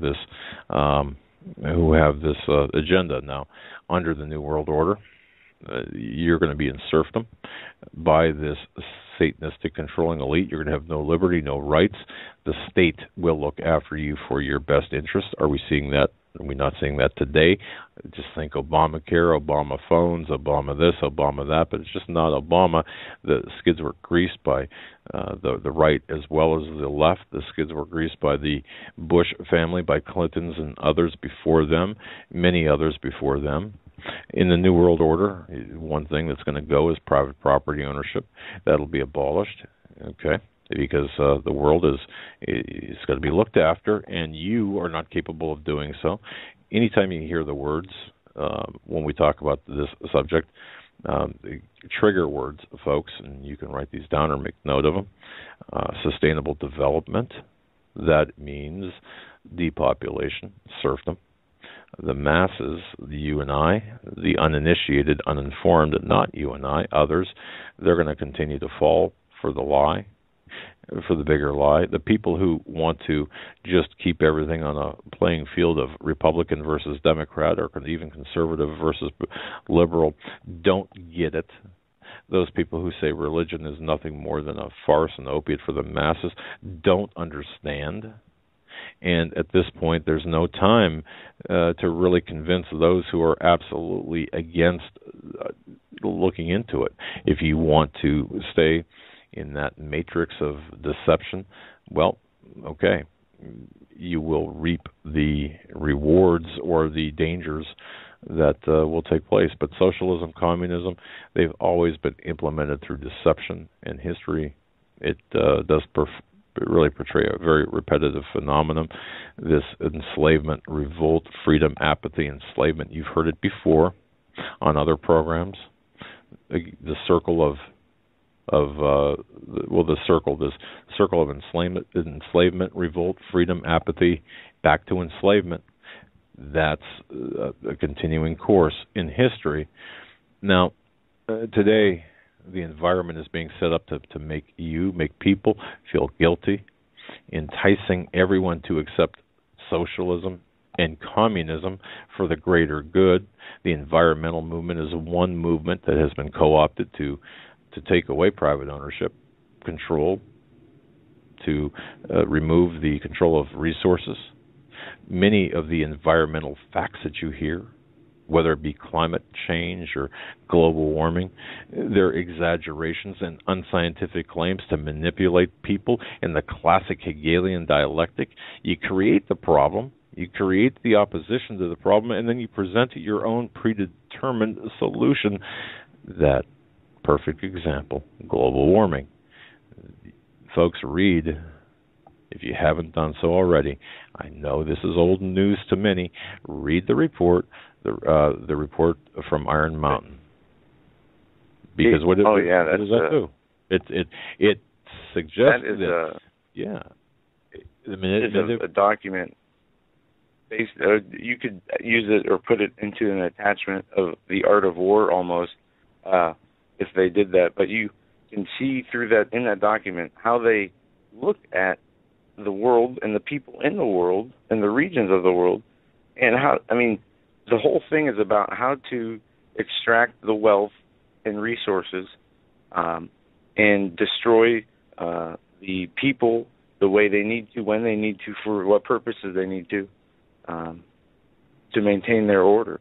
I mean, that document, many debate its authenticity, but the document in itself is, it says, I mean, the authenticity won't be a question if you read the whole book. Exactly. You know, certain, you have a base knowledge of basic history. It will, you'll be surprised. It's only, I think, 65 pages on a PDF. You can probably get it by doing a search on the internet with the letters PDF after it, Iron Mountain PDF, and you can get it for free. But we're it going is interesting. I wanted to say this. Of course. The global warming stuff, the evolution theory. All these scientists, right? They say that, I heard this argument somewhere, that all these scientists have all this data, documents, records, fossil records, you know, of evolution, all the proof of climate change, but the people who believe this stuff, the followers, the humans who are regular, everyday Joes going to work or whatever, because obviously there's been in the news, been pushed on people so much that the majority of the population now believes in man-made global warming. Of course. I wonder how many of these people have ever went and looked at the facts or alleged facts. Well, hopefully that's and what we can do. How many for people them. have? Well, yeah, but this is important because how many people will claim to have a secret knowledge or secret truth, secret writing from the ancient times? I've seen it a lot, and seen a lot of alleged ancient stories where it depicts Jesus as being an angry kid, or the Gospel of Thomas, I think, says he murdered a kid and brought him back to life when he was 3, or killed him on accident, something crazy like that. But anyway, the point of this is the people who, obviously the majority of the population believes in global warming and evolution, yet there's really no facts to verify these, and they don't do the research themselves. And you can ask, I bet if you ask 10 people who believe in evolution if they've ever seen anything, fact or otherwise, to support that, they would say no. But if you ask those same 10 people, you know, have you ever, you know, they don't believe in God, obviously. Have you ever read the Bible? Probably all they'd say no. But they believe what they believe, not based on what they read or learned from research. They believe it because it sounded good.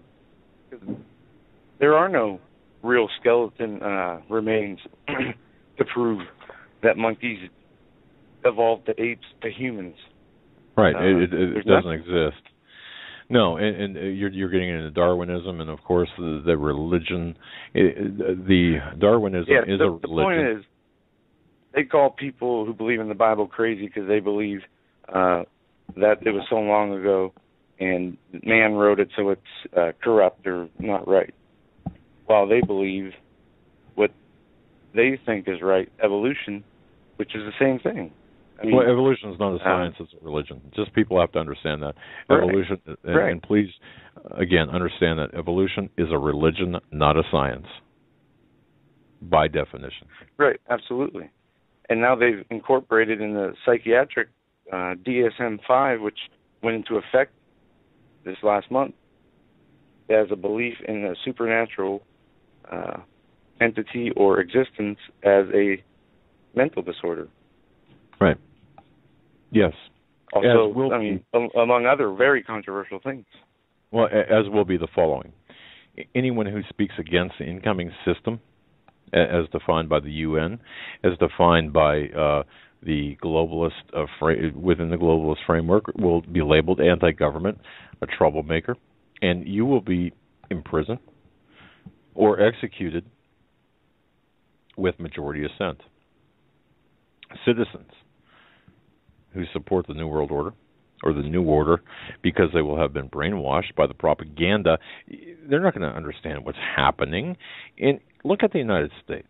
Those who support the Constitution, the patriots, the militia groups, the people like us, were ridiculed as crazy paranoids, dangerous extremists because we can see and we identify and we attempt to inform.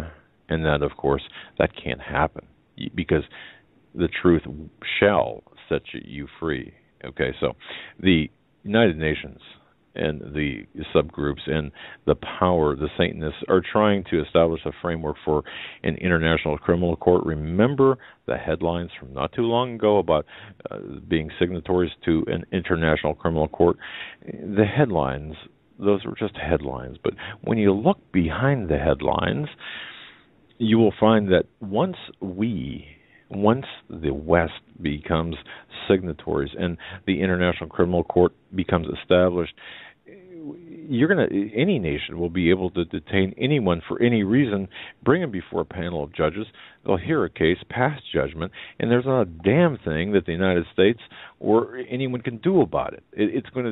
This International Criminal Court is going to deal with crimes against humanity, environmental crimes, and if you think there's nothing wrong with this, social justice, yes, absolutely, hate crimes, bullying, it will be like they have with the healthcare law's definition of disability.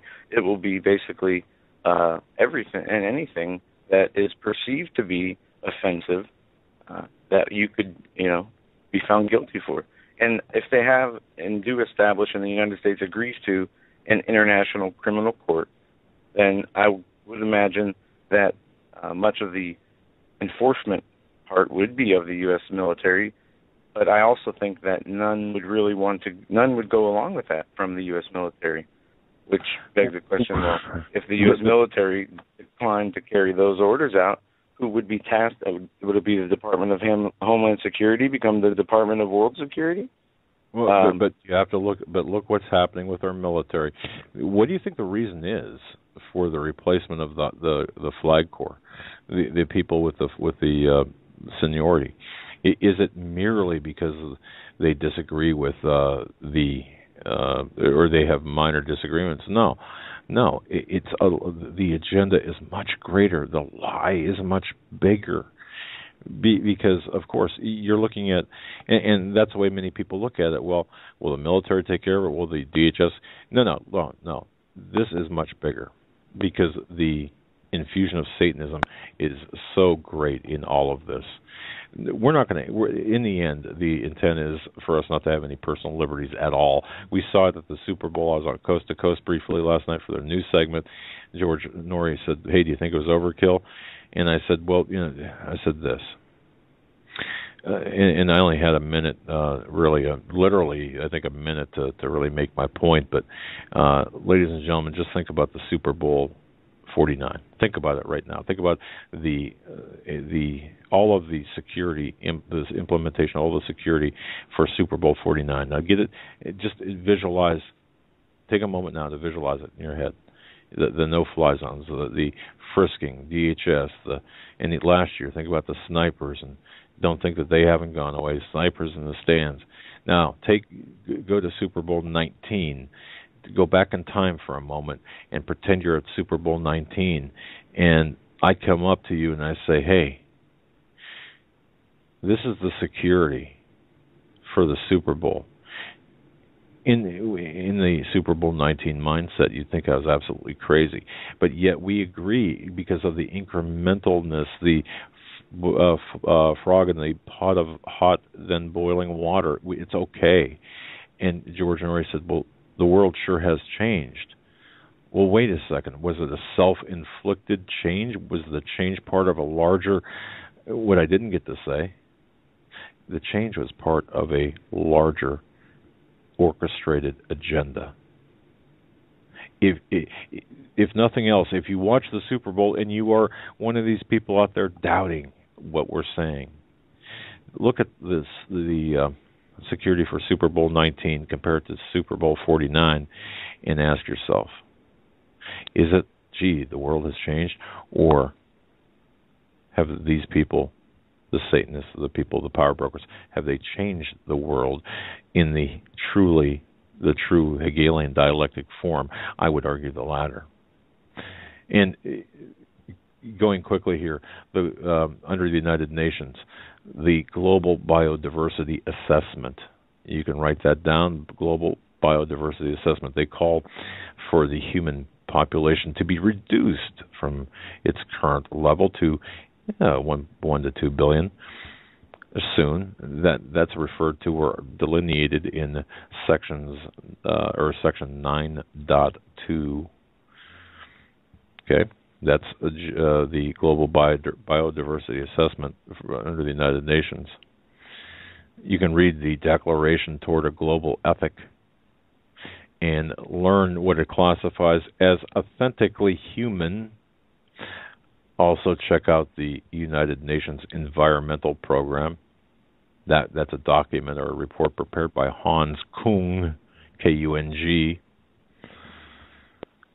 You also should learn exactly how the United Nations defines a hate crime. Did you know, for example, that under Canadian law, this broadcast could be termed a hate broadcast if pushed? There's numerous legislations or laws or bylaws or laws, I should say, pending before the United Nations, not the least of which is the Arms Trade Treaty. All of this is to push the socialistic, communistic, Satanistic, legalistic laws upon others. Now, who's behind this? Very quickly naming some, you'll recognize these. Of course, you've got who the usual suspects are. Before I get into this, because of time, I'm looking at the clock here. I want to jump ahead real quick. Look at the mystery religion I talked about, Satanism, and it's been evolving for some time. The average person who sees only the exoteric, you're going to miss the musings or the intricacies of this Satanism completely. For example, the Scottish rite of Freemasonry, the 30 to 33rd degrees are degrees of illumination. Of course, you know that, with the 33rd being the most sought after by the illuminated man. The 33rd degree is the highest publicly known degree in Freemasonry. What does the number 33 signifies? Illumination, freedom from religious dogma. The human backbone, coincidentally, contains how many vertebrae? 33. With a cranium on top. You think that is something that was just coincidence and happenstance? No, it was drafted with deliberation and purpose. The number 13, for example, is very significant to Satanism and all occult religions. In the occult gematria, the numbering system, 6 represents the number of man, 7 represents divine perfection, or the number of God. The Hebrew gematria system is identical for those numbers. Thus, it can be seen that the number 13 is a combination of man and divine perfection, which is exactly what Illuminism or Satanism at its core is, man becoming a god. That's the counterfeit nature. The York Rite of Freemasonry has 13 degrees, 9 are only publicly known. The Bavarian Order of Illuminati, that's Adam Weishaupt's branch, also had 13 degrees. Joe, you mentioned the obelisk, and I'm going quickly here, folks, so write quickly or go back to this.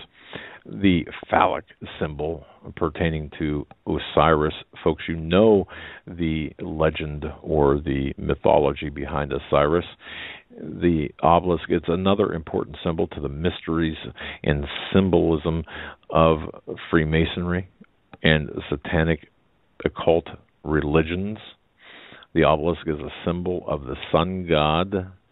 It does have some reference to the intellect. you've got to study the Osiris cycle to really understand things. But consider some things here. Look at the papacy or the Vatican, for example. The Pope's cassock has 32 buttons. His head represents the 33rd. There's 33 right there. If you look at the roof of the United Nations General Assembly, you're going to see a large light. It's a circular light surrounded by, count them, how many smaller lights? 32 to make 33. Look at the United Nations' own symbol. You'll see a circle divided up into 32 sections, with the center being the 33rd. On the United Nations symbol, you'll notice 13 leaves on the olive branch. The symbol for the Soviet Union, the former Soviet Union, they had that feature, as well as 32 rays emanating from the sun being the 33rd. The Washington Monument, of course, is an obelisk, the same being in Rome. And obelisks are everywhere. The obelisk at the Vatican, it's surrounded by a circle. That represents the union of Osiris and Isis. What do we see today? We see ISIS, the terrorist group ISIS, a CIA, Western intelligence creation, creating the environment to bring back the caliph or caliphate. They're the imam, or I'm sorry, not the creation of the caliphate, but bringing back the Imam Mahdi, of course, that Steve Quayle talks about and others talk about. All of this is leading us, these New World Order secret societies, including but not limited to Freemasonry. They're bringing us to this one event that's paving the way for the Antichrist, for this New World Order, new religion, new economic system. The Antichrist is, in fact, the key man here. And if you look at, going